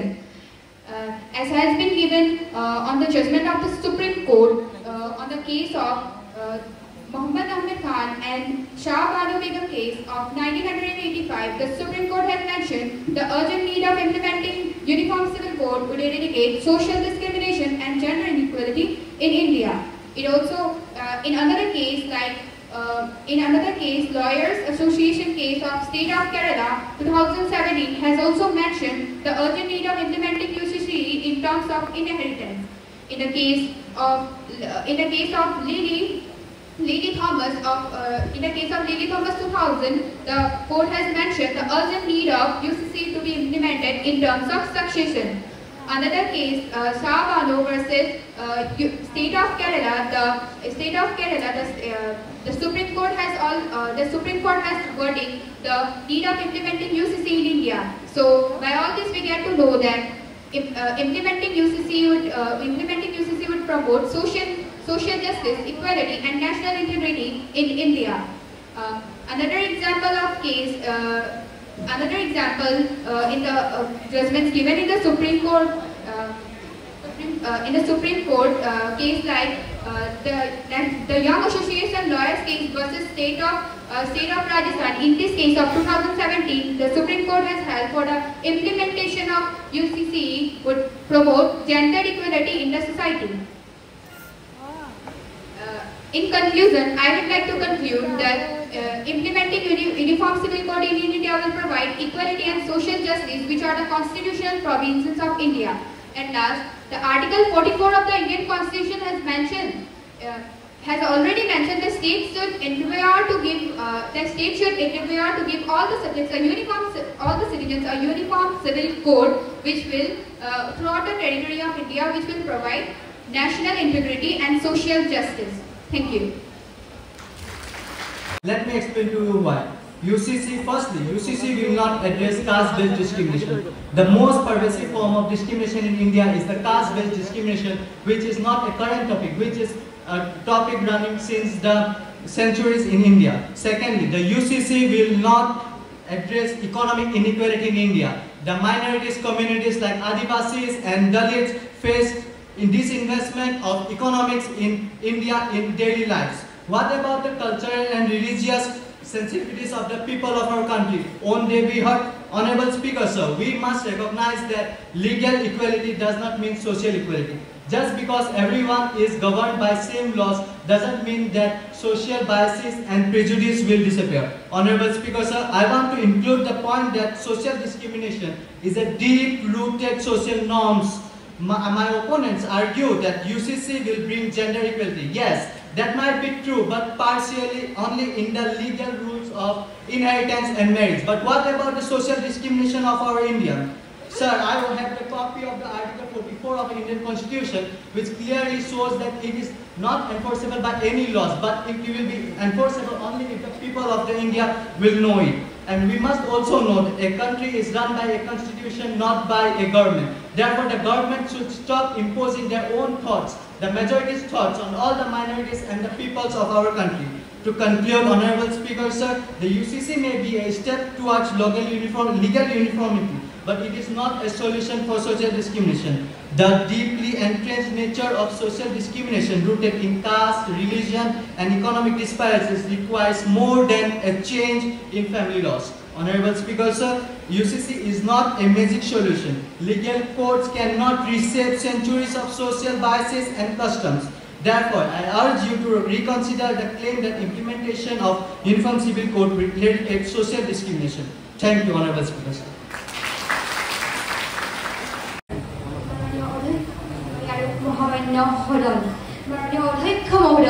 যদি এখন ঘৰত দুটা সন্তান থাকে আৰু দুটা সন্তানৰ বাবে যদি ঘৰখনত দুটা ভিন ভিন নিয়ম প্ৰচলিত হয় তেনেহলে সেই ঘৰখনত সংঘাতৰ সৃষ্টি হোৱাটো এটা অতি সাধাৰণ কথা। ঠিক সেইদৰে অধ্যক্ষ মহোদয়, এখন দেশত যদি প্ৰত্যেক ধৰ্মৰ বাবে ভিন ভিন আইন প্ৰণয়ন কৰা হয় তেনেহলে সেই দেশখনত সহজে সামাজিক বৈষম্যৰ উদ্ভৱ হ'ব, যাৰ ফলত দেশখনত সংঘাতৰ সৃষ্টি হ'ব। মাননীয় অধ্যক্ষ মহোদয়, এখন দেশত তেনে সংঘাতৰ সৃষ্টি নহ'বৰ বাবে আমাক প্ৰয়োজন একক নাগৰিক সংঘাতৰ এখন আইনৰ। এনে এখন আইনৰ অধ্যক্ষ মহোদয় যাৰ ফলতে আমাৰ সমাজ ব্যৱস্থাৰ পৰা সামাজিক বৈষম্যৰ অৱসান ঘটিব মাননীয় অধ্যক্ষ মহোদয় বৰ্তমান সময়ৰ পৰিপ্ৰেক্ষিতত কেনে এখন আইনৰ প্ৰয়োজনীয়তা উপলব্ধি কৰিব পাৰিছো বাবে আজি প্ৰবৃদ্ধ হৰে উত্থাপিত এনে এখন আইনৰ সমৰ্থন জনাইছো মাননীয় অধ্যক্ষ মহোদয় আমাৰ ভাৰতৰ সংবিধান নিৰ্মাতা ডক্টৰ বি.আৰ. আম্বেদকাৰে ৰাজ্যিক নিৰ্দেশনা নীতিক সংবিধানৰ এক নতুন বৈশিষ্ট্য বুলি অভিহিত কৰিছে লগতে তেওঁ ৰাজ্যিক নিৰ্দেশনা নীতি 44 অনুচ্ছেদৰ বিষয়ে ক'বলৈ গৈ তেওঁ এই কথা স্পষ্টভাৱে উল্লেখ কৰিছে যে সমগ্ৰ ভাৰতৰ ভূখণ্ডতে একেই ধৰণৰ নাগৰিক সংহিতা নাগৰিকসকলৰ বাবে সুৰক্ষিত কৰাটো ৰাষ্ট্ৰৰ কৰ্তব্য মাননীয় অধ্যক্ষ মহোদয় একক নাগৰিক সংহিতাই সমাজত সমতাক প্ৰসাৰিত কৰে যাৰ ধৰ্ম জাতি লিংগ নিৰ্বিশেষে সকলো নাগৰিককে সম আইন নিশ্চিত কৰাৰ লগতে আমাৰ সমাজ ব্যৱস্থাৰ পৰা সামাজিক বৈষম্যৰ অৱসান ঘটাব মাননীয় অধ্যক্ষ মহোদয় একক নাগৰিক সংহিতাৰ জৰিয়তে ভাৰতবৰ্ষত ঐক্য আৰু জাতীয় সংহতি স্থাপন হ'ব যাৰ প্ৰমাণ আমি 1995 চনত চাৰ্লছ মুডগাৰ্ল বনাম ভাৰতীয় সংঘৰ ওপৰত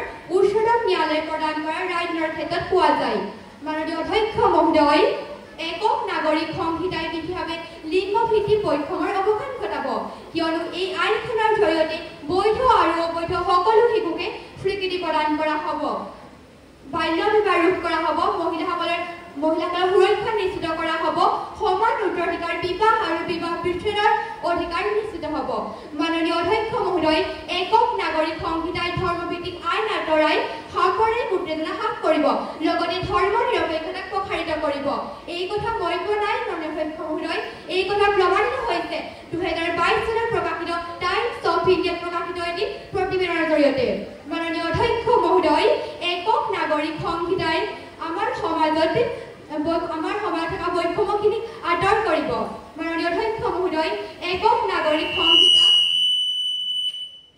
ভাৰতৰ গোৱাত 1961 চনৰ পৰাই বলবৎ কৰা হৈছে আৰু তাৰ সমান্তৰালভাৱে গোৱাত লিংগ বৈষম্যতা ধৰ্ম বৈষম্যতা আদি দিশৰ অৱসান ঘটিছে মাননীয় অধ্যক্ষ মহোদয় যিয়ে প্ৰমাণ কৰে যে সমগ্ৰ ভাৰতবৰ্ষতে একক নাগৰিক সংহিতাৰ প্ৰৱৰ্তনৰ ফলত আমাৰ ভাৰতৰ সমাজ ব্যৱস্থাৰ পৰা এই সামাজিক বৈষম্যৰ অৱসান ঘটিব মাননীয় অধ্যক্ষ মহোদয় মই মোৰ সন্মানীয় বিৰোধী পক্ষক এটা মাত্ৰ প্ৰশ্ন সুধিব বিচাৰিছো যে তেওঁলোকে বাৰু চাহপাতৰ ঘটনাৰ বিষয়ে পাহৰি গৈছে নেকি যদি তেওঁলোকে পাহৰি যোৱা নাই তেতিয়াহ'লে তেওঁলোকে হয়তো প্ৰত্যেক ধৰ্মৰ মহিলাই সম অধিকাৰ পোৱাৰ প্ৰয়োজনীয়তা আছে সেই বিষয়ে তেওঁলোকে অনুধাৱন কৰিব পাৰিছে গতিকে মাননীয় অধ্যক্ষ মহোদয় একক নাগৰিক সংহিতাই আমাৰ মহিলাসকলক সম অধিকাৰ প্ৰদান কৰাৰ লগতে সমাজত তেওঁলোকৰ সুৰক্ষা নিশ্চিত কৰিব লগতে মাননীয় অধ্যক্ষ মহোদয় আমাৰ সমাজ ব্যৱস্থাই আমাৰ মহিলাসকলৰ ওপৰত চলাই অহা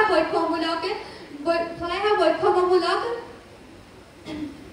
আচৰণ এই আইনখনৰ জৰিয়তে নিৰ্মূল কৰা হ'ব মাননীয় অধ্যক্ষ মহোদয় পুনৰবাৰ কওঁ যে একক নাগৰিক সংহিতা কোনো নতুন ধাৰণা নহয় ডক্টৰ বি.আৰ. আম্বেদকাৰ জৱাহৰলাল নেহৰুৰ দৰে ভাৰতৰ বিশিষ্ট ব্যক্তিসকলে আমাৰ সমাজ ব্যৱস্থাৰ পৰা এই সামাজিক বৈষম্য দূৰ কৰাৰ প্ৰয়োজনীয়তা উপলব্ধি কৰিব পাৰিছিল বাবে হয়তো ৰাজ্যিক নিৰ্দেশনা নীতিক একক নাগৰিক সংহিতাৰ অন্তৰ্ভুক্তি কৰিছিল মাননীয় অধ্যক্ষ মহোদয় মোৰ সন্মানীয় বিৰোধী পক্ষৰ বক্তাসকলে মহিলাসকলৰ সমস্যা অন্তৰ্ভুক্ত নিবিচাৰে নেকি লিংগ বৈষম্যতাৰ বন্ধ নিবিচাৰে নেকি বাল্য বিবাহ বন্ধ নিবিচাৰে নেকি স্বামী আৰু পত্নীৰ মাজত সমান আইন প্ৰচলিত হোৱাটো নিবিচাৰে নেকি যদিহে তেওঁলোকে প্ৰকৃতপক্ষত আমাৰ দেশত সামাজিক বৈষম্যৰ অৱসান হোৱাটো বিচাৰে তেতিয়াহ'লে তেওঁলোকে আমাৰ দেশত একক নাগৰিক সংহিতাৰ দৰে আইনৰ প্ৰয়োজনীয়তা উপলব্ধি কৰাটো প্ৰয়োজনীয় মাননীয় অধ্যক্ষ মহোদয় মোৰ সন্মানীয় বিৰোধী পক্ষই আজি এই পবিত্ৰ হাৰত উত্থাপিত বিধেয়কখন আইনৰ ৰূপান্তৰৰ কৰাত আমাৰ লগতে তেওঁলোকে সহায় হাত আগবঢ়ায় বুলি আশা ৰাখিলোঁ লগতে আজি এই পবিত্ৰ হাৰত উত্থাপিত বিধেয়কখন আইনৰ ৰূপান্তৰিত হোৱাৰ কামনা কৰিলোঁ ধন্যবাদ অধ্যক্ষ মহোদয় ধন্যবাদ মহামান্য সদন ধন্যবাদ মহোদয় আৰু মহামান্য সদন একবিংশ শতিকাৰ বিশ্বায়নৰ পটভূমিত ভাৰতীয় সমাজ ব্যৱস্থাত সহস্ৰাধিক সমস্যা বৈষম্যমূলক সমস্যাসমূহৰ আনতেই আছে ভাৰতীয় সমাজৰ মানসিকতা যাৰ উৎপত্তিৰ কাৰণ হৈছে ভাৰতীয় সমাজত দেখা পোৱা বিভিন্ন ধৰণৰ জন্মগত তথা পাৰিপাৰ্শ্বিক কাৰণ যিখন ভাৰতীয় সমাজত সমতা মানেই অস্পৃশ্যতা ধৰ্মীয় আলিংগনৰ সলনি ব্যভিচাৰ দুৰ্নীতি আৰু ভাতৃসংঘৰ দৰে বিভিন্ন ধৰণৰ সমস্যাসমূহ দেখা পায় তেনে এখন সমাজত মানসিকতা সলনীকৰণৰ গুৰু গাম্ভীৰ্যতা অনুধাৱন কৰিব পাৰিছোঁ বাবেই আজি পবিত্ৰ সদনৰ মজিয়াত নিজকে বিৰোধী পক্ষৰ আসনত আৱিষ্কাৰ কৰিছোঁ।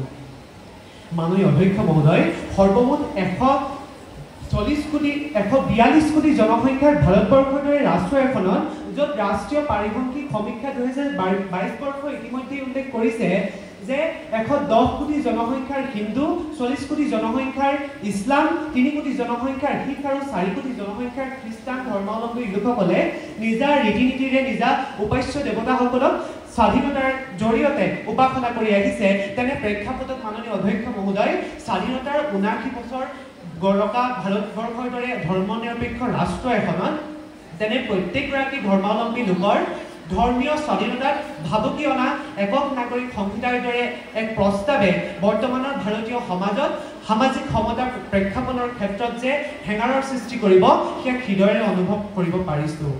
মাননীয় অধ্যক্ষ মহোদয়, আমি জানো ভাৰতবৰ্ষ হৈছে এনেকুৱা এখন ৰাষ্ট্ৰ যাৰ চুকে কোণে আছে বিভিন্ন জাতি জনগোষ্ঠী, যাৰ বাৰেৰহণীয়া সংস্কৃতিয়ে সৃষ্টি কৰিছে বৈচিত্ৰতা, আৰু এই কথা সৰ্বজন বিদিত। আমি যদি উত্তৰ পূৰ্বাঞ্চলখনলৈকে চাওঁ তেন্তে মন কৰিম উত্তৰ পূৰ্বাঞ্চলৰ চুকে কোণে থকা বিভিন্ন জাতি জনগোষ্ঠীৰ বাৰেৰহণীয়া সংস্কৃতিয়ে সৃষ্টি কৰিছে বৈচিত্ৰতা, যাৰ পৰা স্পষ্ট হৈছে ভাৰতীয় অনৈক্যৰ মাজত ঐক্য ধাৰণাটি। কিন্তু অধ্যক্ষ মহোদয়, দুখিত এই কাৰণেই যে এই একক নাগৰিক সংহিতাৰ জৰিয়তে ভাৰতীয় সংস্কৃতিৰ বৈচিত্ৰতাৰ আঘাত সানিব, যাৰ জৰিয়তে জল পটপটকৈ ভাৰতীয়ৰ চকুত আঁকি দিব সমতাৰ বিপৰীতে অসমতাৰ ভয়াৱহতা। আৰু এই কথা অনুধাৱন কৰিব পাৰিছোঁ বাবেই আজি পবিত্ৰ সদনৰ মজিয়াত নিজৰ বিৰোধী পক্ষৰ আসন সুনিশ্চিত কৰিছোঁ। মাননীয় অধ্যক্ষ মহোদয়, এই একক নাগৰিক সংহিতাৰ দুটা ভয়াৱহ আসোঁৱাহ হৈছে সামাজিক অস্থিৰতা আৰু ব্যৱহাৰিকতাৰ অবিহনে গ্ৰহণযোগ্যতাৰ অভাৱ।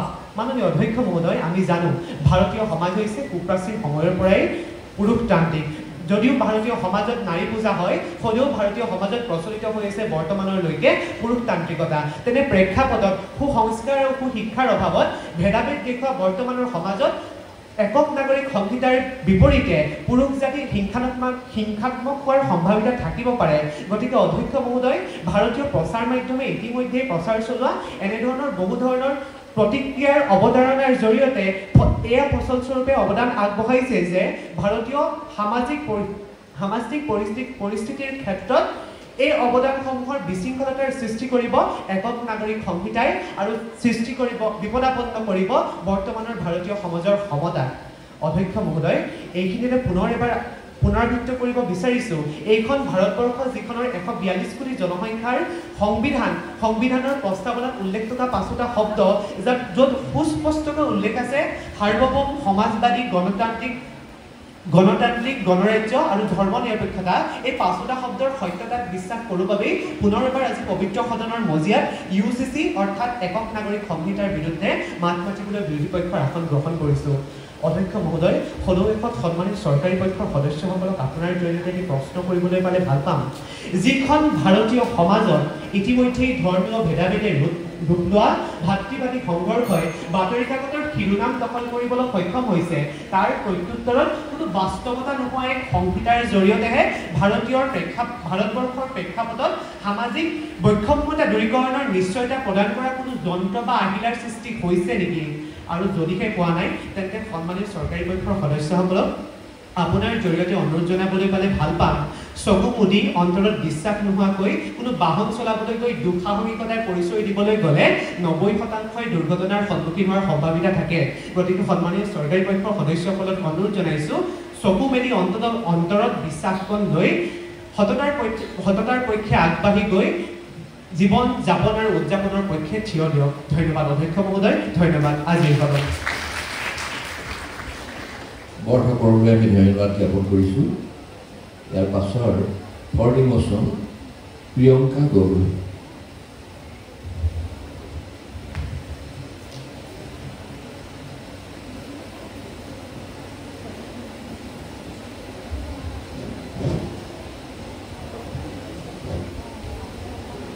সন্মানীয় অধ্যক্ষ মহোদয় আৰু উপস্থিত সদন, একেখন ঘৰতে আমি যদিহে দুটা ল'ৰা ছোৱালী হয় বা বাই ভনী হয় তেন্তে বেলেগ বেলেগ যদি চব্জি খায়, অৰ্থাৎ যদি বেলেগ ৰান্ধিবলৈ পায় মায়ে খুব বেয়া পায়। ঠিক সেইদৰে একেখন ঘৰতে যদি দুখন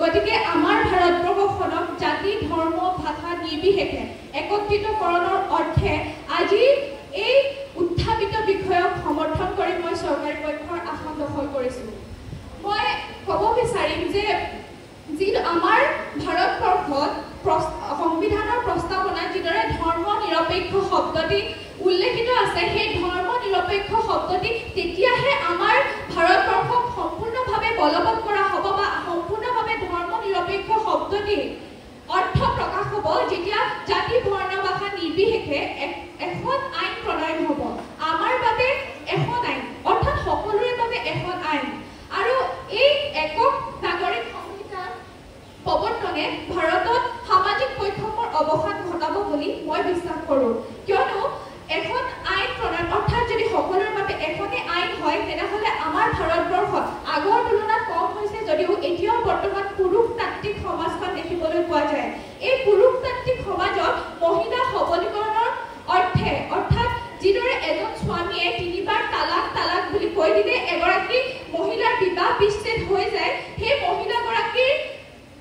মহিলাগৰাকীৰ পক্ষত মই মাত মাতিব বিচাৰিছো যে সেই মহিলাগৰাকী তালাক 3বাৰ কোৱাৰ পাছত সেই মহিলাগৰাকী যেতিয়া বিবাহ বিচ্ছেদ হৈ যায় তাৰ পাছৰ কালছোৱা তেওঁ হয়তো সতি সন্তানো থাকিব পাৰে সেই পাছৰ কালছোৱাত সামান্য এটা পুঁজি স্বামীৰ ফালৰ পৰা দিলে সেই মহিলাগৰাকীৰ জীৱন সাৰ্থক নহয় বা সেই মহিলাগৰাকীৰ জীৱন অতিবাহিত কৰিবলৈ সেই পুঁজিখিনিয়ে যথেষ্ট নহয় ইতিমধ্যে আমাৰ ভাৰতবৰ্ষত গোৱা আৰু উত্তৰাখণ্ডত এই আইন প্ৰণয়ন কৰিছে আৰু আমাৰ ভাৰতবৰ্ষত সম্পূৰ্ণভাৱে একক নাগৰিক সংহিতা প্ৰৱৰ্তন হ'লে মই এটা সৰু উদাহৰণ মই দিব বিচাৰিম উদাহৰণটো প্ৰযোজ্য হয় নে নহয় সেয়া মাননীয় অধ্যক্ষ মহোদয় আৰু বিৰোধী পক্ষই বিচাৰ কৰিব যিদৰে আমি এখন কলেজত আজি মই এখন কলেজৰ ইউনিফৰ্ম পৰিধান কৰি আহিছোঁ আমাৰ কলেজত জাতি বৰ্ণ ভাষা নিৰ্বিশেষে বিদ্যালয়ৰ সমূহ আছে এইযোৰ বা এইখন কলেজৰ বিদ্যালয়ৰ সমূহ আছে এইযোৰ আমি এখন বিদ্যালয়ৰ এজন ছাত্ৰীক দেখি আমি কেতিয়াও ক'ব নোৱাৰোঁ যে এইজন কি ধৰ্মাৱলম্বী লোক হয় আমি ক'ব পাৰিম যে এগৰাকী এইখন কলেজৰ ছাত্ৰী এই বিদ্যালয়ৰ সমূহ সাজু দেখি আমি ক'ব পাৰিম ঠিক সেইদৰে আমাৰ ভাৰতবৰ্ষত ইমান ধৰ্মাৱলম্বী লোকৰ বেলেগ বেলেগ ৰীতি নিয়মত আমি তেওঁলোকক আঙুলিয়াব পৰাতকৈ আমি সকলোৱে এক হৈ এই আইনখন সমৰ্থন কৰি আমি সকলোৰে বাবে একে আইন প্ৰণয়ন কৰি আমি এইটো পৰিচয় দাঙি ধৰিব লাগে যে আমি ভাৰতবৰ্ষৰ নাগৰিক আমাৰ সংবিধানত উল্লেখ থকা ধৰ্ম নিৰপেক্ষ শব্দটো আমাৰ সকলোৰে মাজত প্ৰযোজ্য হওক জাতি ধৰ্ম ভাষা নিৰ্বিশেষে এখন আইন কৰি আমাৰ একত্ৰিত হওক ইতিমধ্যে আমাৰ সংবিধান প্ৰণয়নসকলে 44 নম্বৰ অনুচ্ছেদত এই বিষয়ে উল্লেখ কৰিছে লগতে 1860 চনত প্ৰৱৰ্তন হোৱা ইণ্ডিয়ান পেনাল কোডত আমাৰ জাতি বৰ্ণ ভাষা নিৰ্বিশেষে কাৰোৰে বাবে বেলেগ বেলেগ নীতি নিয়ম নাই বা বেলেগ বেলেগ ল নাই কিন্তু আমাৰ কিছুমান ব্যক্তিগত আইন আমি নিজে কিছুমান ৰচি লোৱা ব্যক্তিগত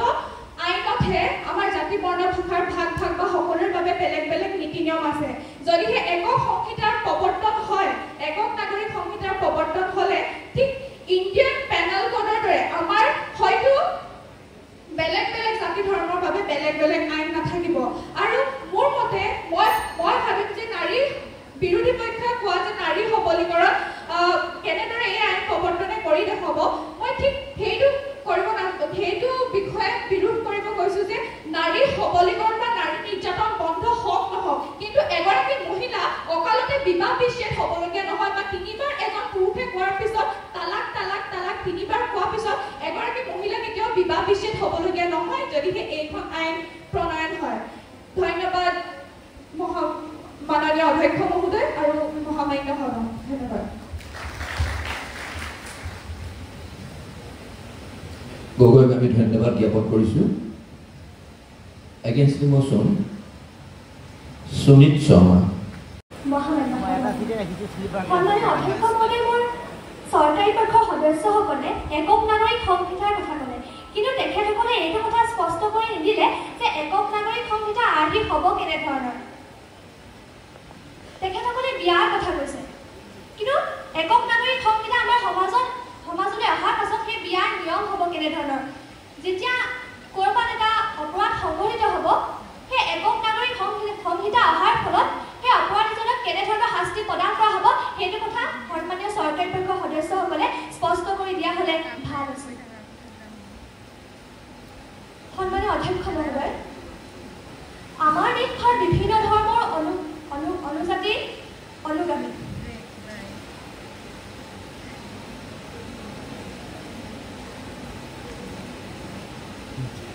সন্মানীয় অধ্যক্ষ মহোদয়, এফালে দেশৰ সীমান্তত প্ৰায় যুদ্ধকালীন অৱস্থা, যাৰ বাবে প্ৰতিজন নাগৰিক অস্থিৰ আৰু গৃহভূমি সুৰক্ষা আৰু অখণ্ডতাৰ বাবে চিন্তিত। আনহাতে কেন্দ্ৰীয় চৰকাৰে সৃষ্টি কৰা এটাৰ পিছত এটা সমস্যা আৰু পৰিৱেশত দেশৰ বহু লোক চিন্তিত হৈ পৰিছে। চৌদিশে ভাল দিব দাবী আৰু উচ্চ শ্লোগানৰ প্ৰতিধ্বনিত অতি সোনকালে বাস্তৱতা পাহৰি ঘৃণাৰ ৰাজনীতি বজাৰখন গৰম কৰি পেলালে। হিংসকলে মুকলি স্বাধীনতা পালে, ঘৃণাৰ ব্যৱসায়ীসকলে নিজৰ ব্যৱসায়ত লিপ্ত হৈ পৰি শান্তিৰ ব্যৱসায়ীসকলে নিজৰ ব্যৱসায়ত লিপ্ত হৈ পৰি আৰু তেনে এটা প্ৰেক্ষাপটত এই একক নাগৰিক সংহিতাৰ প্ৰৱৰ্তনে আমাৰ সমাজৰ বৈষম্য আঁতৰা হৈ বৈষম্যৰ সৃষ্টিহে কৰিব। আৰু সেইবাবে সন্মানীয় অধ্যক্ষ মহোদয়, আজি এই বিধায়কখনত মই বিৰোধী পক্ষৰ আসন গ্ৰহণ কৰিবলৈ বাধ্য হৈছোঁ। সন্মানীয় অধ্যক্ষ মহোদয়, বিবাহ বিচ্ছেদ, পত্নীৰ সান্নিধ্য বৰ্জনৰ সময়, পত্নী গায়ে মহৰমৰ লগত তুলনা কৰা, পত্নীৰ ফালৰ পৰা বিবাহ বিচ্ছেদ, খোলাৰ এক প্ৰকাৰ, বিবাহ বাতিল, মহিলাৰ নিৰ্দিষ্ট স্থগিত সময়, সন্তানৰ সুৰক্ষা, বকফ সম্পৰ্কীয় এইসমূহ বিষয়ত ভাৰতীয় সংবিধানে মুছলমানক নিজৰ শৰীয়ত আইন অৰ্থাৎ পবিত্ৰ কোৰাণ আৰু হাদিছৰ মতে চলিবলৈ স্পষ্ট অধিকাৰ প্ৰদান কৰিছে। কিন্তু একক নাগৰিক সংহিতাৰ ফলত মুছলমানৰ নিজৰ স্বধৰ্ম পালনৰ অধিকাৰ এই একক নাগৰিক সংহিতাই খৰ্ব কৰিব। অধ্যক্ষ মহোদয়, সন্মানীয় চৰকাৰী পক্ষৰ সদস্যসকলে একক নাগৰিক সংহিতাৰ জৰিয়তে ভাৰতবৰ্ষৰ সামাজিক বৈষম্য আঁতৰ হোৱাৰ কথা ক'লে। কিন্তু মানে অধ্যক্ষ মহোদয়, ভাৰতবৰ্ষত একক নাগৰিক সংহিতা প্ৰথম প্ৰৱৰ্তন হৈছিল উত্তৰাখণ্ড। কিন্তু মানে অধ্যক্ষ মহোদয়, আপুনি জানি আচৰিত হ'ব যে বৰ্তমান সময়ত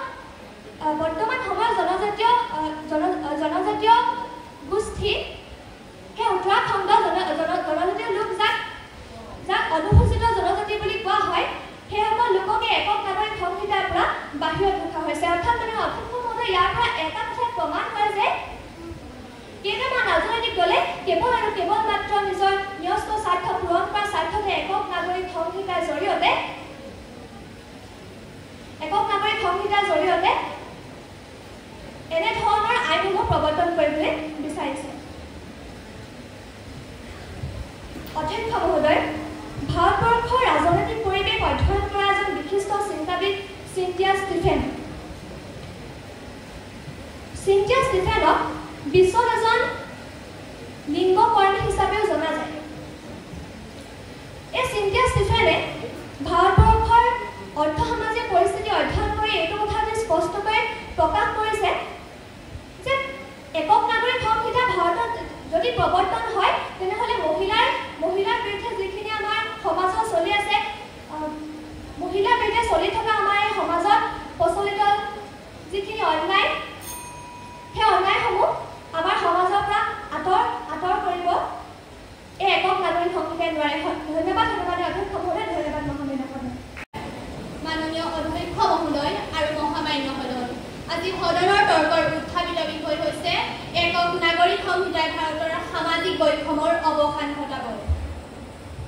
ৰাম নৱজোতেৰে ৰামায়ণৰ কথা কোৱা সন্মানীয় চৰকাৰী পক্ষৰ সদস্যসকলে একক নাগৰিক সংহিতাৰ প্ৰৱৰ্তনে ভাৰতৰ সামাজিক বৈষম্যৰ অৱসান ঘটাব বুলি ভৱিষ্যৎকালৰ এনে এখন বিধেয়ক উত্থাপন কৰি নিজৰ অস্পষ্ট দায়িত্বহীনতাৰ পৰিচয় বহন কৰিছে। তদুপৰি বৰ্তমানলৈকে সম্পূৰ্ণৰূপে সফল হৈ নুঠা এনে এখন আইনৰ সপক্ষে সন্মানীয় চৰকাৰী পক্ষৰ দলপতিগৰাকীয়ে যি নিজৰ মত প্ৰকাশ কৰিছে, সেই মতক মই বিৰুদ্ধাচৰণ কৰি নিজৰ সুস্থ মগজু, সবল যুক্তি আৰু সূক্ষ্ম দৃষ্টিকোণেৰে বিৰোধী পক্ষৰ আসন গ্ৰহণ কৰিছোঁ। উত্থাপিত বিধেয়কখনৰ বিপক্ষে মোৰ যুক্তিসমূহ আপোনালোক সকলোৱে সমৰ্থন আশা কৰি উত্থাপন কৰিছোঁ। মাননীয় অধ্যক্ষ মহোদয়, পিঁয়াজৰ দুটা পাত নেমেলোতে কিদৰে কম যে ভৱিষ্যতে ভাল উৎপাদন হ'ব, ঠিক তেনেদৰে ভাৰতত বৰ্তমানলৈকে সকলোৱে সমকামিতা আৰু এককাৰিতাৰ সৃষ্টি কৰিব। মাননীয় অধ্যক্ষ মহোদয়, একক নাগৰিক সংহিতাৰ ওপৰত দশক ধৰি বিতৰ্ক চলি আহিছে আৰু এই বিতৰ্কৰ মোৰ পৰা কোনো আশাও নাই। অধ্যক্ষ মহোদয়, একক নাগৰিক সংহিতাৰ বিৰুদ্ধে মূল যুক্তিটো হ'ল ই ধৰ্মীয় সম্প্ৰদায়ক নিজৰ ব্যক্তিগত স্বাধীনতা উলংঘা কৰা, আইনগত অধিকাৰ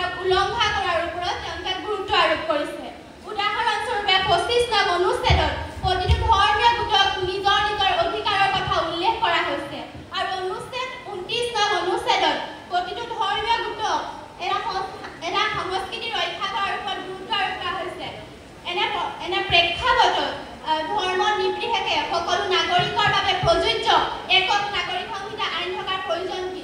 ধৰ্ম নিৰপেক্ষভাৱে সকলোৰে বাবে ধৰ্ম নিৰপেক্ষ আইন আছে। ইয়াত একক নাগৰিক সংহিতাৰ প্ৰয়োজন বুলি ভবা মই সপক্ষ দলৰ প্ৰাৰ্থীসকলক সুধিব বিচাৰোঁ, একক নাগৰিক সংহিতাৰ প্ৰয়োজন কি? মাননীয় অধ্যক্ষ মহোদয়, একক নাগৰিক সংহিতা প্ৰৱৰ্তনে সকলো সম্প্ৰদায়ৰ ওপৰত সংখ্যাগৰিষ্ঠ মনোভাৱ চাপি দিব পাৰে। ইউনিফৰ্ম চিভিল কোডে বিবাহ বিচ্ছেদ আৰু উত্তৰাধিকাৰীৰ ওপৰত এনে এক হিন্দু নিয়ম তেওঁলোকে অনুকৰণ কৰিব পাৰে আৰু আইনগতভাৱে আনকো তেওঁলোকে অনুকৰণ কৰিবলৈ বাধ্য কৰাব। গতিকে অধ্যক্ষ মহোদয়, আপুনি ভাবি চোৱা উচিত যে এনে আইনগতভাৱে একে সম্প্ৰদায়ৰ প্ৰতি মনোনিৱেশ হোৱাটো জানো উচিত? চৰকাৰী পক্ষৰ সদস্যসকলে প্ৰত্যেকটো কথাতে অনুচ্ছেদ 44ৰ কথা উল্লেখ কৰিছে। কিন্তু তেওঁলোকে সুখভাৱে চালি জাৰি চোৱা উচিত যে 44ত তাত চেষ্টা কৰাৰ কথা কৈছে, কিন্তু আমাৰ চৰকাৰে জানো চেষ্টা কৰিছে? চৰকাৰে জানো আমাৰ ৰাইজৰ লগত আলোচনা কৰিছে? তেওঁলোকে জানো আমাৰ ৰাইজৰ মতামতৰ ওপৰত গুৰুত্ব দিছে? গতিকে তেওঁলোকৰ কিছুমান অবাস্তৱ কথা কৈ এই সদনখনক বিনষ্ট কৰাৰ কোনো অধিকাৰ নাই। 2018 চনত পৰিয়াল সংস্কাৰ আইনৰ ওপৰত এখন পৰামৰ্শ পত্ৰ দাখিল কৰিছিল। গৱেষণা পত্ৰখনত উল্লেখ আছে যে ঐক্যবদ্ধ এটা জাতিৰ বাবে একতাৰ প্ৰয়োজন নাই আৰু লগতে কয় যে ধৰ্ম নিৰপেক্ষ দেশত প্ৰচলিত বহুতৰ বিৰোধিতা কৰিব নোৱাৰে। আয়োগে লক্ষ্য কৰিছে যে ধৰ্ম নিৰপেক্ষ শব্দটোৰ অৰ্থ তেতিয়াহে থাকে যেতিয়া ধৰ্ম নিৰপেক্ষই বিভিন্ন সম্প্ৰদায়ৰ মাজত পাৰ্থক্যৰ কথা উল্লেখ কৰে। গতিকে অধ্যক্ষ মহোদয়, গৱেষণা পত্ৰখন উল্লেখ থকাৰ পাছতো সপক্ষ দলৰ প্ৰাৰ্থীসকলে কেনেদৰে যুক্তি আগবঢ়াব পাৰে? মাননীয় অধ্যক্ষ মহোদয়, বিধেয়কখনৰ বিষয়ে ক'বলগীয়া বহুত আছে যদিও সময় নিমিয়াৰ লগে লগে পুনৰবাৰ সন্মানীয় চৰকাৰী পক্ষৰ বিষয়াসকলৰ সমৰ্থন আদায় কৰি পুনৰবাৰ বিৰোধী পক্ষৰ আসন গ্ৰহণ কৰি এষাৰ বাক্যই কওঁ, পানী পালে সাগৰ নহয়, লাগে গভীৰতা, যুক্তি মানে তৰ্ক বা আৱেগ নহয়, লাগে বাস্তৱিকতা। ধন্যবাদ অধ্যক্ষ মহোদয়, ধন্যবাদ মহামান্য মহোদয় আৰু মহামান্য সদন। আজি সদনৰ মূল বিষয়বস্তু হৈছে একক নাগৰিক সংহিতা প্ৰৱৰ্তনে ভাৰতৰ সামাজিক বৈষম্যৰ অৱসান ঘটাব। যিখন বিধেয়কক মই এবাৰ নহয় শতবাৰ একক নাগৰিক সংহিতাৰ প্ৰৱৰ্তনে ভাৰতৰ সামাজিক বৈষম্যৰ অৱসান ঘটাব। মাননীয় অধ্যক্ষ মহোদয়, ভাৰতবৰ্ষত থকা ভাৰতবৰ্ষত ধৰ্ম নিৰপেক্ষ আইনৰ সমান্তৰাল থকা ব্যক্তিগত আইনবিলাকে যে কিছুমান ক্ষেত্ৰত যদি সমস্যা সমাধান কৰাৰ ক্ষেত্ৰত যেতিয়া ব্যৰ্থ হ'ব লগা হয়, সেই আইনবিলাক যেন আমাৰ কাৰণে ফলদায়ক। মাননীয় অধ্যক্ষ মহোদয়, মোৰ সন্মানীয় বিৰোধী পক্ষৰ সদস্যসকলে এটা কথা গম পোৱা নাই যে একক নাগৰিক সংহিতাৰ মূল উদ্দেশ্যটো একক নাগৰিক সংহিতাৰ মূল উদ্দেশ্য এইটো নহয় যে কাৰো ব্যক্তিগত অধিকাৰ হস্তক্ষেপ কৰা। একক নাগৰিক সংহিতাৰ উদ্দেশ্য এইটোহে যে সকলোকে সমানভাৱে ন্যায় প্ৰদান কৰা। মাননীয় অধ্যক্ষ মহোদয়, মোৰ সন্মানীয় বিৰোধী পক্ষৰ সদস্যসকলক এটা কথা স্পষ্টকৈ বুজাই দিবলৈ পালে ভাল পাম যে সংবিধানৰ ৪ৰ্থ খণ্ড ৰাষ্ট্ৰৰ নিৰ্দেশাত্মক নীতি ৪৪ অনুচ্ছেদৰ বিষয়ে মই সকলোখিনি অৱগত। যিটো অনুচ্ছেদত উল্লেখ আছে যে ৰাষ্ট্ৰৰ সমগ্ৰ ভাৰতৰ ভূখণ্ডত জনসাধাৰণে একক নাগৰিক সংহিতাৰ প্ৰচেষ্টা চলাব, যিটো সম্পূৰ্ণৰূপে নিৰ্ভৰ কৰিব এই দেশখনৰ চৰকাৰ আৰু জনগণৰ ওপৰত। মাননীয় অধ্যক্ষ মহোদয়, এই ধৰ্ম নিৰপেক্ষ আইনী ব্যৱস্থাৰ সমান্তৰালভাৱে থকা ব্যক্তিগত আইনী ব্যৱস্থাই কিছুমান ক্ষেত্ৰত চৰকাৰক বিমূৰত পেলাই আজি পৰিলক্ষিত হয়। সেই সকলোবিলাক আমাৰ দৃষ্টিগোচৰ হোৱা নাই। উদাহৰণ বহুত আছে। যদি উদাহৰণ খালি মই মোৰ সন্মানীয় বিপৰীত পক্ষৰ সদস্যসকলক যদি বুজাবলৈ চেষ্টা কৰোঁ, উদাহৰণ বহুত আছে। মাননীয় অধ্যক্ষ মহোদয়, 1955 চনত সাৰলা মুদ্ৰাৰ যদি ঘটনাত সংবিধানে ৰায় প্ৰদান কৰিছিল যে এজন হিন্দু পুৰুষে প্ৰথম বিবাহ ভংগনা নকৰাকৈ দ্বিতীয় বিবাহত অৱতীৰ্ণ হ'ব নোৱাৰে। মাননীয় অধ্যক্ষ মহোদয়, 1985 চনত চাই বানুৰ যিটো ঘটনা, সেই ঘটনাৰ বিষয়ে মই ভাবি এটা সকলো অৱগত। যিটো ঘটনা এগৰাকী নাৰীক কিবা বিচ্ছেদ দিয়া হৈছিল 73 বছৰ বয়সত, আৰু সেই নাৰীগৰাকীৰ লগত আছিল তেখেতৰ 5টাকৈ সন্তান, আৰু সেই 5টা সন্তানৰ ভৰণ পোষণৰ বাবে যেতিয়া তেওঁৰ স্বামী গৰাকী কম মজুৰি লাভ কৰিছিল আৰু সেই মজুৰিটো লৈ যেতিয়া সেই নাৰীগৰাকী সন্তুষ্ট আছিল। কিন্তু এইখিনিতে আহি পৰে এটা ডাঙৰ কিন্তু, কাৰণ তেওঁলোকৰ ব্যক্তিগত আইনতে উল্লেখ নাই যে এগৰাকী নাৰী নিৰ্দিষ্ট সময় অতিক্ৰম কৰাৰ পিছত পুনৰ সেই পূৰ্বৰ স্বামীগৰাকীয়ে ভৰণ পোষণৰ দায়িত্ব গ্ৰহণ কৰিলে। সেই সময়ত এগৰাকী নাৰীৰ জীৱনত যি পানীত হাঁহ নচোৱাৰ নিচিনাৰ পৰিস্থিতিৰ সন্মুখীন হৈছিল, সেই অৱস্থাৰ ভিতৰত আমি সকলোৱে চাগে হৃদয়ংগম কৰিব পাৰিছোঁ। মাননীয় অধ্যক্ষ মহোদয়, 2017 চন চাইৰা বানুৰ যিটো ঘটনা, আমাৰ সমাজত এগৰাকী নাৰী এনেদৰে কুপিত হৈ আছে যে এজন পুৰুষে তালাক বুলি 3বাৰ কৈ দিলে এগৰাকী নাৰী বিবাহ বিচ্ছেদ হৈ যায়। গতিকে নাৰীগৰাকীয়ে ভৱিষ্যতলৈ প্ৰশ্ন উত্থাপন নকৰে যে নাৰীগৰাকীৰ ভৱিষ্যত জীৱনটো কোনটো দিশেৰে গতি কৰি আছে। যিটো ছায়াৰ বাদৰ ঘটনা এই ঘটনাৰ উচ্চতম ন্যায়ালয়ে 3 তালাক অসাংবিধানিক বুলি ৰায় প্ৰদান কৰিছে মাননীয় অধ্যক্ষ মহোদয় মই মোৰ সন্মানীয় বিৰোধী পক্ষ সদস্যসকলক এটা প্ৰশ্ন সুধিব বিচাৰিম যদি এখন ঘৰতে কাম কৰা দুজন মানুহৰ কাৰণে যদি দুখন ন্যায় হয় সেই দুখন ন্যায় সেই ঘৰখনে তাত উন্নতি সম্ভৱ মাননীয় অধ্যক্ষ মহোদয় বহুতে প্ৰশ্ন উত্থাপন কৰে যে একক নাগৰিক অধিকাৰৰ প্ৰৱৰ্তনৰ জৰিয়তে আমাৰ সমাজত সামাজিক বহুতো সংঘাতৰ সৃষ্টি হ'ব যদি সেই ব্যক্তিগত আইনবিলাকৰ নিজৰে অন্তৰ্গত ব্যক্তি যদি ন্যায় স্থাপনত যদি ব্যৰ্থ হয় সেই ব্যক্তিগত আইনৰ কোনো ক্ষেত্ৰত যদি এটা ত্ৰুটি ৰৈ যোৱা নাই মাননীয় অধ্যক্ষ মহোদয় মই এটা কথা ক'বলৈ বিচাৰিম যদি এখন ঘৰত যদি মাননীয় অধ্যক্ষ যদি আমি যদি ক'বলৈ যাওঁতে এখন ঘৰত যদি বসবাস কৰে যদি এজন মানুহৰ কাৰণে যদি এখন নাই আৰু আনজনৰ কাৰণে যদি এখন নাই সেই ঘৰখনৰ জানো উন্নতি সম্ভৱ মাননীয় অধ্যক্ষ মহোদয় যদি বিৰোধী পক্ষসকলে এটা প্ৰশ্ন উত্থাপন কৰে যে সামাজিক একক নাগৰিকসকলে প্ৰৱৰ্তন আমাৰ সমাজত সামাজিক বৈষম্যৰ সৃষ্টি কৰে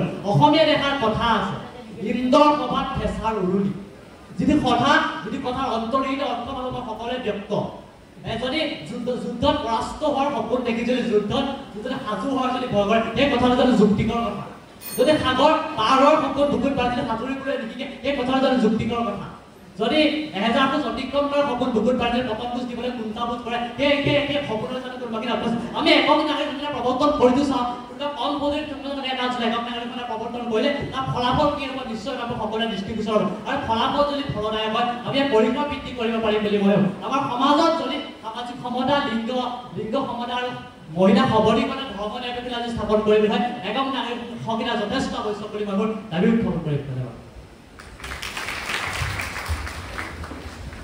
ধন্যবাদ কলিতা আমি বিপক্ষে ক'বৰ কাৰণে পল্লৱী দত্তক আমন্ত্ৰণ জনাইছোঁ মাননীয় অধ্যক্ষ মহোদয় আৰু মহামান্য সদন পবিত্ৰ সদনৰ মাজমজিয়াত থিয় হৈ উচ্চ স্বৰত কটাক্ষ মন্তব্য প্ৰদৰ্শন কৰিবলৈ গৈ মাননীয় অধ্যক্ষ মহোদয় আপোনাৰ ব্যৱহাৰে আপোনাৰ পৰিচয় শীৰ্ষক বাক্যশাৰীৰ উৎকৃষ্ট নিদৰ্শন দেখুৱাই থৈ যোৱা মোৰ সন্মানীয় সপক্ষ দলৰ বক্তাই কেৱল মাত্ৰ নিজৰ কথাকে প্ৰতিপন্ন কৰিব বিচাৰি ভাৰতৰ সমাজ ব্যৱস্থাৰ আচল ছবিখন ঢাকিবলৈ চেষ্টা কৰা দেখি মোৰ সেইজন মেকানিকলৈ মনত পৰিছে যিজন মেকানিকে কৈছিল হে মহাশয় মই আপোনাৰ গাড়ীখনৰ ব্ৰেকডাল ঠিক কৰিব নোৱাৰিলোঁ হে আপোনাৰ গাড়ীখনৰ হৰণটোৰ শব্দটোকে ডাঙৰ কৰি দিলোঁ মাননীয় অধ্যক্ষ মহোদয় ভাৰতৰ সংবিধানৰ 15 নং অনুচ্ছেদৰ জৰিয়তে মাননীয় অধ্যক্ষ মহোদয় পূৰ্বৰে পৰা সামাজিক বৈষম্যৰ ওপৰত বাধা আৰোপ কৰাৰ পাছতো যিখন ভাৰতবৰ্ষত 2018 চনত জাতিভিত্তিক বৈষম্যৰ বাবে সংঘাত দেখিবলৈ পাওঁ 2020 চনত মাননীয় অধ্যক্ষ মহোদয় ধৰ্মভিত্তিক বৈষম্যৰ বাবে যিখন ভাৰতবৰ্ষৰ দিল্লীত সংঘাত দেখিবলৈ পাওঁ মাননীয় অধ্যক্ষ মহোদয় যিখন ভাৰতবৰ্ষত 2019 চনত লিংগভিত্তিক বৈষম্যৰ বাবে কেৱল মাত্ৰ 8 বছৰীয়া কিশোৰীক দলবদ্ধভাৱে ধৰ্ষণ কৰি হত্যা কৰাৰ দৰে ঘৃণনীয় কাৰ্য সংঘটিত হোৱা দেখিবলৈ পাওঁ তেনেস্থলত মাননীয় অধ্যক্ষ মহোদয় আমি কিদৰে মানি ল'ব পাৰোঁ যে জাতি নিৰ্দেশনা নীতিত অন্তৰ্ভুক্ত কেৱল ব্যক্তিগত আইন নিয়ন্ত্ৰণ কৰিবৰ কাৰণে প্ৰণয়ন কৰা একক নাগৰিক সংহিতাৰ দৰে এখন আইনে ভাৰতৰ পৰা সামাজিক বৈষম্যৰ অৱসান ঘটাব মাননীয় অধ্যক্ষ মহোদয় মাৰ্কিন লুথাৰ কিং জুনিয়ৰে কৈছিল যে শিক্ষা ব্যৱস্থাৰ উন্নতি সদায় আইন প্ৰণয়নৰ পূৰ্বে হ'ব লাগিব তেতিয়াহে সমাজ এখনত আইন সঁচা অৰ্থত কাৰ্যকৰী হ'ব কিন্তু মাননীয় অধ্যক্ষ মহোদয় যি সময়ত ভাৰত পৃথিৱীৰ ভিতৰত শিক্ষাৰ ক্ষেত্ৰত শীৰ্ষ 10টা স্থানতো নাই তেনে ক্ষেত্ৰত মাননীয় অধ্যক্ষ মহোদয় আমি কিদৰে মানি ল'ব পাৰোঁ যে একক নাগৰিক সংহিতাৰ দৰে এখন আইনে ভাৰতৰ সমাজ ব্যৱস্থাৰ পৰা সামাজিক বৈষম্যৰ অৱসান ঘটাব মাননীয় অধ্যক্ষ মহোদয় এনে কথা উপলব্ধি কৰিব পাৰিছোঁ বাবে আৱেগ আৰু যুক্তিৰ ঊৰ্ধত অৱস্থান কৰি আজিৰ সদনত উত্থাপিত বিধেয়কখনৰ বিৰোধিতা কৰিছোঁ আৰু বিৰোধী দলৰ আসন গ্ৰহণ কৰিছোঁ মাননীয় অধ্যক্ষ মহোদয় একক নাগৰিক সংহিতাৰ জৰিয়তে ভাৰতৰ ব্যক্তিগত আইনসমূহৰ ওপৰত নিয়ন্ত্ৰণ কৰা হ'ব এই কথা আমিও স্বীকাৰ কৰোঁ কিন্তু আজি উত্থাপিত বিধেয়কখনৰ জৰিয়তে মোৰ সন্মানীয় সপক্ষ দলৰ বক্তাসকলে কেৱল মাত্ৰ এই কথা প্ৰতিপন্ন কৰিব বিচাৰিছে যে একক নাগৰিক সংহিতাৰ জৰিয়তে ভাৰতৰ পৰা সামাজিক বৈষম্যৰ অৱসান ঘটিব যি একেবাৰে গ্ৰহণযোগ্য নহয় কিয়নো মাননীয় অধ্যক্ষ মহোদয় যদি সঁচাকৈয়ে একক নাগৰিক সংহিতাৰ জৰিয়তে ভাৰতৰ পৰা সামাজিক বৈষম্যৰ অৱসান ঘটিছে বা ঘটিব তেতিয়াহ'লে সেই একেখন একক নাগৰিক সংহিতা গোৱাত প্ৰৱৰ্তন কৰাৰ ফলত সেই একেখন একক নাগৰিক সংহিতাই কিয় সংখ্যাগৰিষ্ঠ ধৰ্মৰ বাবে বেলেগ নিয়ম আৰু সংখ্যালঘু ধৰ্মৰ বাবে বেলেগ নিয়ম প্ৰণয়ন কৰি ধৰ্ম বৈষম্যতাক প্ৰশ্ৰয় দিছে মাননীয় অধ্যক্ষ মহোদয় যদি সঁচাকৈ একক নাগৰিক সংহিতাই ভাৰতৰ পৰা সামাজিক বৈষম্যৰ অৱসান ঘটাব তেতিয়াহ'লে ভাৰতৰ উচ্চতম ন্যায়ালয়ে সমকামী শ্ৰেণীটোক অপৰাধমুক্ত বুলি ঘোষণা কৰি LGBTQ+ শীৰ্ষক আইন প্ৰণয়ন কৰিলে তৎসত্ত্বেও কিয় এই একক নাগৰিক সংহিতাত এই শ্ৰেণীটোৰ কথা উল্লেখ নহ'ল ইয়াৰ পৰা এটা কথা স্পষ্ট মাননীয় অধ্যক্ষ মহোদয় যে একক নাগৰিক সংহিতাই ধৰ্মভিত্তিক বৈষম্যতা লিংগভিত্তিক বৈষম্যতাৰ দৰে সামাজিক বৈষম্যতাক প্ৰশ্ৰয় দিছে মাননীয় অধ্যক্ষ মহোদয় মোৰ সন্মানীয় সপক্ষ দলৰ বক্তাসকলে বাৰে বাৰে এই কথা প্ৰতিপন্ন কৰিব বিচাৰিছে যে একক নাগৰিক সংহিতাৰ জৰিয়তে মহিলাই ভাৰতত সমতা আৰু সুৰক্ষা পাব কিন্তু মাননীয় অধ্যক্ষ মহোদয় মই তেওঁলোকক প্ৰশ্ন কৰিব বিচাৰিছো যদি সঁচাকৈ এখন আইন প্ৰণয়নৰ জৰিয়তে ভাৰতত মহিলাই সমতা পায় তেতিয়াহ'লে ভাৰতৰ শিক্ষা ব্যৱস্থাতে পুৰুষৰ শিক্ষিতৰ হাৰ 83.45% হোৱাৰ পৰিৱৰ্তে মহিলাৰ শিক্ষিতৰ হাৰ আজিও 69.1% হৈ থাকিল মাননীয় অধ্যক্ষ মহোদয় মই তেওঁলোকক প্ৰশ্ন কৰিব বিচাৰিছো যদি সঁচাকৈ এখন আইন প্ৰণয়নৰ জৰিয়তে ভাৰতত মহিলাই সুৰক্ষা পায় তেতিয়াহ'লে কৰ্মক্ষেত্ৰত মহিলা যৌন নিৰ্যাতন প্ৰতিৰোধ আইন 2013 চনতে প্ৰৱৰ্তন হোৱাৰ পাছতো আজিও কিয় মহিলাই ধৰ্ষণৰ বলি হৈ কৰ্মক্ষেত্ৰত মৃত্যুক আঁকোৱালি ল'ব লগা হ'ল মই তেওঁলোকক সুধিব বিচাৰিছো মই তেওঁলোকক প্ৰশ্ন কৰিব বিচাৰিছো যদি সঁচাকৈ একক মাননীয় অধ্যক্ষ মহোদয় যদি সঁচাকৈ এখন আইনৰ জৰিয়তে ভাৰতত মহিলাই সুৰক্ষা পায় তেতিয়াহ'লে বৰ্তমানলৈকে 9খনতকৈও অধিক আইন কেৱল মাত্ৰ মহিলাৰ সুৰক্ষা আৰু সমতাৰ বাবে প্ৰতিষ্ঠা কৰাৰ পাছতো ভাৰতত আজিও কিয় মহিলাই সুৰক্ষা আৰু সমতা লাভ নকৰিলে ইয়াৰ ৰিপৰ্ট NCRBয়ে প্ৰকাশ কৰিছে মাননীয় অধ্যক্ষ মহোদয় ভাৰতত মহিলাই সমতা পাব ভাৰতত মহিলাই সুৰক্ষা পাব মাননীয় অধ্যক্ষ মহোদয় ভাৰতৰ পৰা সামাজিক বৈষম্যতাও আঁতৰ হ'ব তেতিয়াহে হ'ব যেতিয়া ভাৰতৰ প্ৰত্যেকজন নাগৰিক শিক্ষিত হ'ব ভাৰতৰ প্ৰত্যেকজন নাগৰিক সজাগ হ'ব ভাৰতৰ প্ৰত্যেকজন নাগৰিক সচেতন হ'ব আৰু ভাৰতৰ প্ৰত্যেকটো প্ৰান্তত জ্ঞানৰ পোহৰ পৰিব কিন্তু এনেবোৰ দিশত গুৰুত্ব নিদি চৰকাৰী পক্ষই কেৱল মাত্ৰ আইন প্ৰণয়নৰ জৰিয়তে সমাজ সলনি কৰাৰ দৰে অবাস্তৱ সপোন দেখিছে বাবে 15 নং অনুচ্ছেদ কাৰ্যকৰী হোৱাৰ পাছতো আজি পৰ্যন্ত সামাজিক বৈষম্য ক্ৰমবৰ্ধমান হৈ থাকিল আজি পৰ্যন্ত সামাজিক বৈষম্য আমাৰ বাবে জ্বলন্ত সমস্যা হৈ থাকিল কেৱল আইন প্ৰণয়নৰ জৰিয়তে সমাজ সলনি নহয় এই কথা লিমিটেশ্যন অফ এন্টি ডিসক্ৰিমিনেশ্যন ল 2017 স্পষ্ট কৰাৰ পাছতো আজিও মাননীয় অধ্যক্ষ মহোদয় এই সদনত এনে এখন বিধেয়ক উত্থাপন কৰি সদনক বিভ্ৰান্ত কৰাৰ চেষ্টা কৰা হৈছে বাবে আজি সদনত উত্থাপিত বিধেয়কখন বিৰোধিতা কৰিলো শেষত ডক্টৰ B.R. আম্বেদকাৰে কোৱাৰ এখন কথাৰে সামৰিব বিচাৰিছো ডক্টৰ B.R. আম্বেদকাৰে কৈছিল সমাজ সলনিৰ একমাত্ৰ চাবিকাঠি হ'ল জ্ঞান হয় আমি জ্ঞান প্ৰসাৰত অধিক গুৰুত্ব দিয়া উচিত যি জ্ঞানে আমাৰ মাজত সজাগতা আনিব সচেতনতা আনিব আৰু প্ৰকৃত পক্ষত সমাজৰ পৰা সামাজিক বৈষম্যৰ দৰে এক জ্বলন্ত সমস্যা নস্যাৎ কৰিব ধন্যবাদ আমি সপক্ষৰ পৰা A very warm good afternoon to the respected members of this house. Honorable Speaker, sir, I am a citizen of the most ancient and advanced civilization, the civilization of that human race which were writing the epics of Ramayana, Mahabharata and Bhagavad Gita, where the nations of the West and Europe were just discovering fire. I am a citizen of that golden bird which was building architectural geniuses in the form of the Konark Sun Temple and the Jagannath Puri Temple when the rest of the nations were practicing hunting and gathering as their form of livelihood. And I am a citizen of that great Bharat which contributed the world with the advances of yoga and the genius of ancient medical science of Ayurveda when the rest of the world were living lives no different than preys and predators. And when we have thousands of reasons to be glorified, then we as the respective citizen of this motherland will not allow any evils of the past or present to hurt our glory. And therefore, Honorable Speaker, sir, I totally support this proposed bill and I clearly say that the implementation of Uniform Civil Code would eradicate social discrimination in India.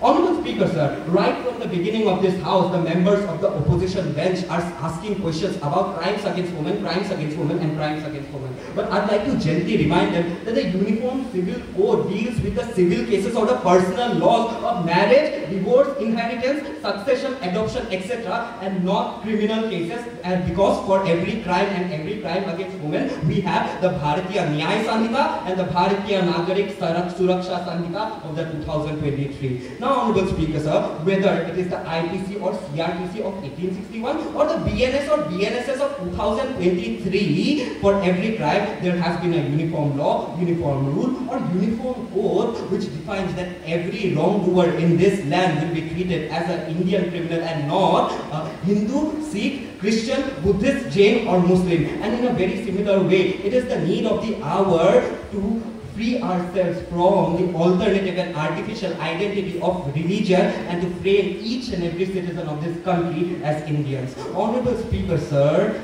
now it is important to segregate this bill into two of the major parts. Firstly, Uniform Civil Code, and secondly, social discrimination, which are the two sides of the same coin, because in the absence of a Uniform Civil Code, social discrimination will surely exist in every form, whether it is religion, gender, age, etc. Honorable Speaker, sir, there is a universal, scientifically proven rule that the body of a woman gets naturally destroyed if she is forced to marry before or upon puberty, but some of the religious laws does not conform with this rule, which is acting as a wall to prevent or stop the vehicle of progressiveness, equality and liberty, and therefore, Honorable Speaker, sir, it is our foremost duty to break this wall through the Uniform Civil Code, which will act like those bulldozers which are being used to destroy anti-national elements from the state of Uttar Pradesh. Honorable Speaker, sir, now I think it is a mandatory duty of mine to explain this to my fellow opposition bench members that we are not against any religion, but we are only advocating the implementation of the Uniform Civil Code in the areas of marriage, divorce, inheritance, etc., where some of the traditional laws are going totally against the larger good of human rights and the larger good of human society. Honorable Speaker, sir, it is the practice of polygamy which has been imposed for some religious group as an offense and is seen as a sin, but for another religious group it is seen as a virtue and is practiced legally, which is not only building a great scope of injustice, to an equitable society, but is also destroying the very sanctity of marriage. Honorable Speaker, sir, the Uniform Civil Code is mandatory so that every woman from every religious group who are going through the struggle of divorce gets the assured assistance of law, Constitution of India and the legal framework. The UCC is mandatory so that no anti-woman practices like the triple talaq or divorce without a legal framework or legal settlement is seen as a crime or an offense. Honorable Speaker, sir, it is the right of every child in this country to get the fruits of education, to get the fruits of progress, and it is the right of every child to build their own world with their own ideas with the help of pen and paper. But if some religious laws or rules are making children carry the burden of marriage even before they are ready, then it is our foremost duty to protect our future of this nation with the help of law, with the help of justice. So even after saying this much, if my fellow opposition bench members wants to stay constant to their decision to blindly oppose this bill, then they are just proving themselves as very good lawyers for their own mistakes, but very good judges for the mistakes of others, which is reminding me of a famous line by Dr. Bhupen Hazarika, where he sang that this tinno aparare ohoinko chonore hahakar kunyu nikop jemirope burha lui tumi burha bua kiyo. Thank you, Honorable Speaker, sir. Thank you, respected members of this House. Thank you.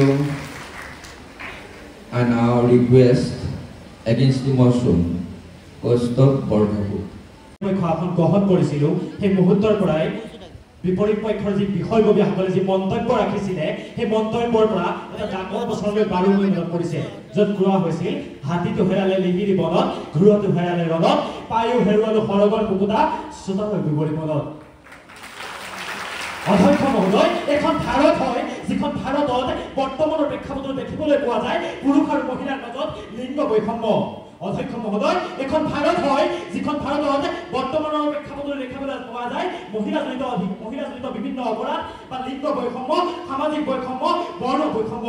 অধ্যক্ষ মহোদয়, আজি আপোনাক স্বাগতম জনাইছো মই সেইখন ভাৰতবৰ্ষলৈ যিখন ভাৰতবৰ্ষই স্বাধীনতাৰ ৭৭টা বছৰ অতিক্ৰম কৰি ৭৮টা বছৰ ভৰি দিয়াৰ পাছতো কিন্তু বিভিন্ন ধৰণৰ অনিয়মসমূহ দেখিবলৈ পোৱা গৈছে। গতিকে অধ্যক্ষ মহোদয়, এনেসমূহ বিষয়ক গভীৰভাৱে উপলব্ধি কৰি আজি সদনৰ মাজতে উত্থাপন হোৱা এই বিধেয়কখন গভীৰভাৱে সমৰ্থন কৰিছোঁ যাৰ বাবে আসন গ্ৰহণ কৰিছোঁ চৰকাৰী পক্ষত অধ্যক্ষ মহোদয় আজি কোনবোৰ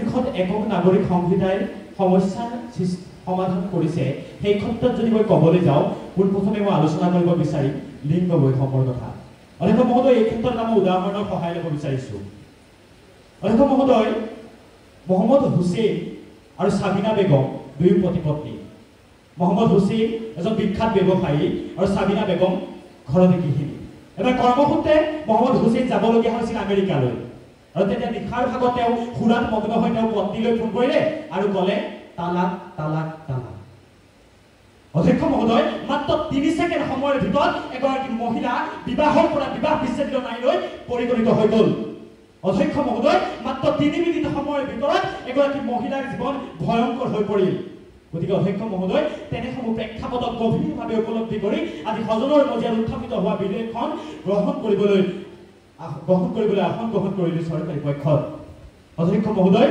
মই দ্বিতীয়তে আলোচনা কৰিব বিচাৰিছোঁ বৰ্ণ বৈষম্যৰ কথা অধ্যক্ষ মহোদয় আপুনি জানিলে আচৰিত হ'ব যে 2011 চনৰ লোকপিয়ল অনুসৰি ভাৰতবৰ্ষৰ 16.6% অনুসূচিত জাতি আৰু অনুসূচিত জনজাতিৰ লোকে বৰ্তমান সময়তো কিন্তু বিভিন্ন ধৰণৰ বৈষম্যৰ বলি হ'বলগীয়া হৈছে কেৱল কিছুমান আইনী প্ৰয়োগৰ জৰিয়তে তেওঁলোকক বিভিন্ন সময়ত বিভিন্ন ধৰণে হস্তক্ষেপ কৰা হৈছে কিন্তু যদি অধ্যক্ষ মহোদয় আমি একক নাগৰিক সংহিতা প্ৰৱৰ্তন কৰোঁ সেই অনুসূচিত জাতি আৰু অনুসূচিত জনজাতিৰ মহিলাসকলে হওক বা বাসিন্দা লোকসকলে হওক তেওঁলোকে যে ন্যায় লাভ কৰিব সেই কথা মৰ্মে উপলব্ধি কৰিছোঁ অধ্যক্ষ মহোদয় ইয়াৰ পিছতে খন্তেক সময়ৰ আগত এগৰাকী বক্তা আহি কৈ থৈ গ'ল ধৰ্মীয় আইনসমূহৰ কথা বা ধৰ্মীয় গুণাৱলীসমূহৰ কথা মই তেখেতক এটা আপোনাৰ জৰিয়তে ক'ব বিচাৰিছোঁ যে যি সময়ত এজন যুৱকে অন্য এটা ধৰ্মৰ যদি এগৰাকী বিবাহ কৰায় তাতে সেই যুৱকজনক তাৰ পৰৱৰ্তী দিনাই বা সেই যুৱতীগৰাকীক তাৰ পৰৱৰ্তী দিনাই তেওঁলোকৰ সমাজখনৰ পৰা বহিষ্কৃত কৰা হয় বা তেখেতক উলিয়াই পঠিয়াই দিয়া হয় কিন্তু অধ্যক্ষ মহোদয় যি সময়ত গোৱাৰ দৰে এখন ৰাজ্যত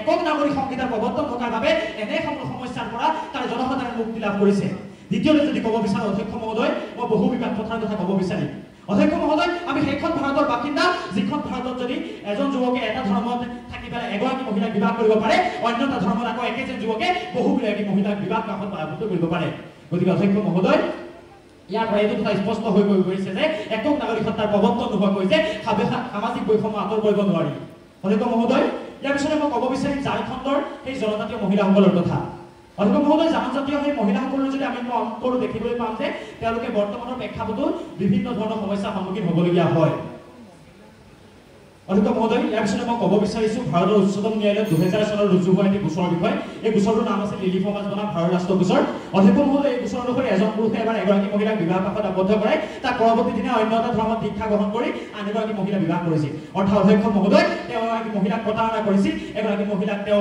অন্যায় কৰিছিল গতিকে অধ্যক্ষ মহোদয় ইয়াৰ পৰা এইটো কথা স্পষ্ট হৈ পৰিছে এতিয়া সময় হৈছে নাৰীসকলক সুৰক্ষা কৰাৰ এতিয়া সময় হৈছে সামাজিক বৈষম্য দূৰ কৰাৰ গতিকে অধ্যক্ষ মহোদয় পুনৰ এবাৰ অন্তঃকৰণে সমৰ্থন কৰিলোঁ উত্থাপন কৰা বিধেয়কখন যদিও অধ্যক্ষ মহোদয় ইয়াৰ পাছতো বিৰোধী পক্ষৰ সন্মানীয় বক্তাসকলে এই আইনখনৰ বিৰোধিতা কৰি সামাজিক বৈষম্য দূৰ কৰিব পাৰিম বুলি অলিক কল্পনা কৰিছে তেন্তে তেওঁলোকৰ সেই কল্পনা আৰু ঘৰিয়ালৰ পৃথিৱীত ব্ৰহ্মপুত্ৰ নদী পাৰ হৈ মাজুলীলৈ যোৱা এটা কথা ধন্যবাদ অধ্যক্ষ মহোদয় ধন্যবাদ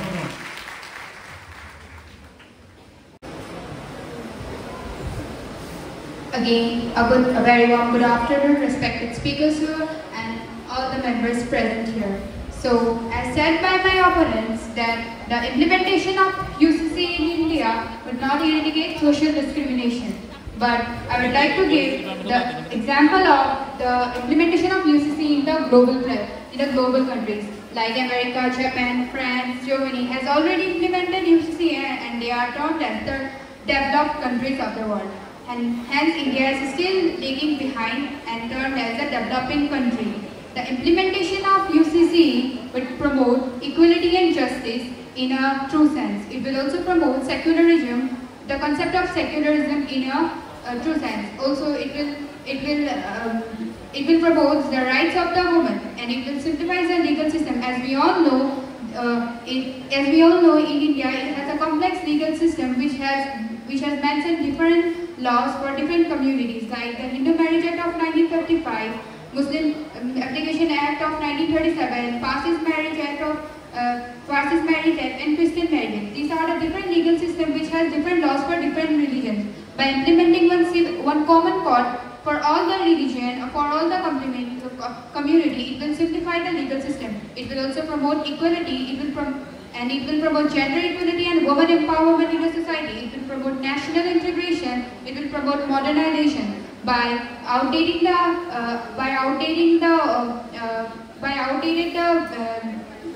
the laws, the previous prevalent laws. It will provide modernization and help to develop India in a global level. It will help in India providing in a global image. It will, as we all know, it has been implemented in the states like Goa, Uttarakhand, and at last I would like to conclude my debate by saying that without a uniform civil code, labeling India to be a secular nation is just the illusion. Thank you. ভোটৰ ওপৰতে আমি আজি বিধেয়কখন নাকচ কৰিবলৈ বিচাৰিম মই ধনী ভোটৰে বিধেয়কখন গ্ৰহণ বা নাকচ ধনী ভোটৰে বিধেয়কখনৰ মতামত আপোনালোকৰ পৰা জানিবলৈ বিচাৰিম যিসকলে বিধেয়কৰ সপক্ষে আছে অৰ্থাৎ একক নাগৰিক সংহিতাৰ প্ৰৱৰ্তনে ভাৰতৰ সামাজিক বৈষম্যৰ অৱসান ঘটাব implementation of uniform civil code would eradicate social discrimination in India ইয়াৰ সপক্ষে যিসকল আছে সেইসকলে yes বুলি চিঞৰি দিয়ক যিসকলে সপক্ষে আছে সেইসকলে জোৰেৰে yes বুলি চিঞৰক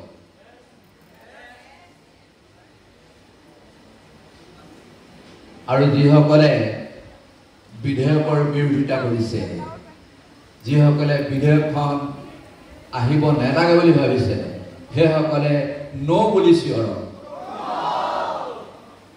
আমি দেখিলো নো বুলি শব্দটো বহুত জোৰত আহিছে গতিকে আমি ভাবিছো আপোনালোকৰ ফালৰ পৰা বিধেয়কখন আজি নাকচ কৰিছে তাৰ মানে দি মোশন ইজ lost ইয়াৰ লগে লগে আজি এই সংসদৰ সামৰণি পৰিছে বুলি ঘোষণা কৰা হৈছে ধন্যবাদ চতুৰ্থ শ্ৰেষ্ঠ তাৰ্কিক বঁটাটো আমাৰ আজিৰ দিনটোৰ প্ৰথম বঁটাটি হ'ল চতুৰ্থ শ্ৰেষ্ঠ তাৰ্কিক বঁটা লাভ কৰিছে গুৱাহাটী বিশ্ববিদ্যালয়ৰ গৌৰৱ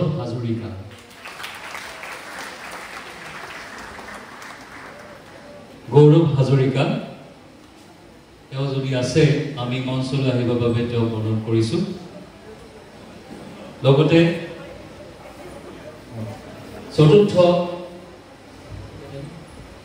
শ্ৰেষ্ঠ তাৰ্কিক বঁটাটি লাভ কৰিছে গৌৰৱ হাজৰিকা তেওঁক প্ৰদান কৰা হ'ব বিপিন চন্দ্ৰ গগৈ সোঁৱৰণী ট্ৰফি আৰু নগদ ৩০০০ টকা এয়া আমাৰ মাজত ২০২৪ চনৰ তনুকৰ সোঁৱৰণী সদৌ অসম আন্তঃ মহাবিদ্যালয় তৰ্ক প্ৰতিযোগিতাৰ চতুৰ্থ শ্ৰেষ্ঠ তাৰ্কিক গৌৰৱ হাজৰিকা গুৱাহাটী বিশ্ববিদ্যালয় এই শিতানৰে তৃতীয় শ্ৰেষ্ঠ তাৰ্কিক বঁটাটি আজিৰ এই প্ৰেক্ষাগৃহত অনুষ্ঠিত তৰ্ক প্ৰতিযোগিতাত তৃতীয় স্থান লাভ কৰিছে তৃতীয় শ্ৰেষ্ঠ তাৰ্কিকৰ স্থান লাভ কৰিছে ডিকেডি মহাবিদ্যালয়ৰ দিব্যজ্যোতি নাথ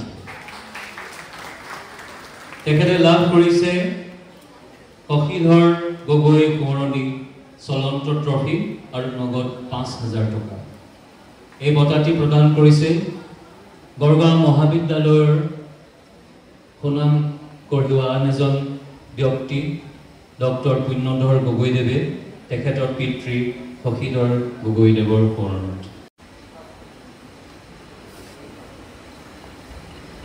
এয়া আপোনালোকে এজনে শাস্ত্ৰবী আগবঢ়াওক দিব্যজ্যোতি নাথ ডিকেডি মহাবিদ্যালয়ৰ পৰা আহিছে এতিয়া হ'ল দ্বিতীয় শ্ৰেষ্ঠ তাৰ্কিক বঁটালৈ এইবাৰ দ্বিতীয় শ্ৰেষ্ঠ তাৰ্কিক হিচাপে পৰিগণিত হৈছে বিবেচিত হৈছে GKD মহাবিদ্যালয় তামুলিচিগাৰ পৰিস্মিতা দেৱী তেওঁ লাভ কৰিব স্বৰ্গীয় বিটু সন্দিকৈ বৰদী চলন্ত ট্ৰফি আৰু নগদ ৬০০০ টকা বঁটাটি প্ৰদান কৰিব আমাৰ অধ্যাপক কৰ্ণেল চন্দ্ৰাদিত্য গগৈদেৱ আৰু ডক্টৰ দিলীপ কুমাৰ ডেকাদেৱে এই বঁটাটিত আছে মানপত্ৰ চলন্ত ট্ৰফি আৰু নগদ ৬০০০ টকা আমি শ্ৰেষ্ঠ তাৰ্কিকৰ বঁটাটি অলপ পিছত ঘোষণা কৰিম এতিয়া আহোঁ শ্ৰেষ্ঠ দল শিতানলৈ তৃতীয় শ্ৰেষ্ঠ দল ২০২৪ বৰ্ষৰ তনুকৰ পুৰণি তৰ্ক প্ৰতিযোগিতাৰ তৃতীয় শ্ৰেষ্ঠ দল হিচাপে বিবেচিত হৈছে JD আইন মহাবিদ্যালয় গুৱাহাটী বঁটাটিত আছে চম্পা পাটৰ পুৰণি বঁটা আৰু নগদ ধন ৭০০০ টকা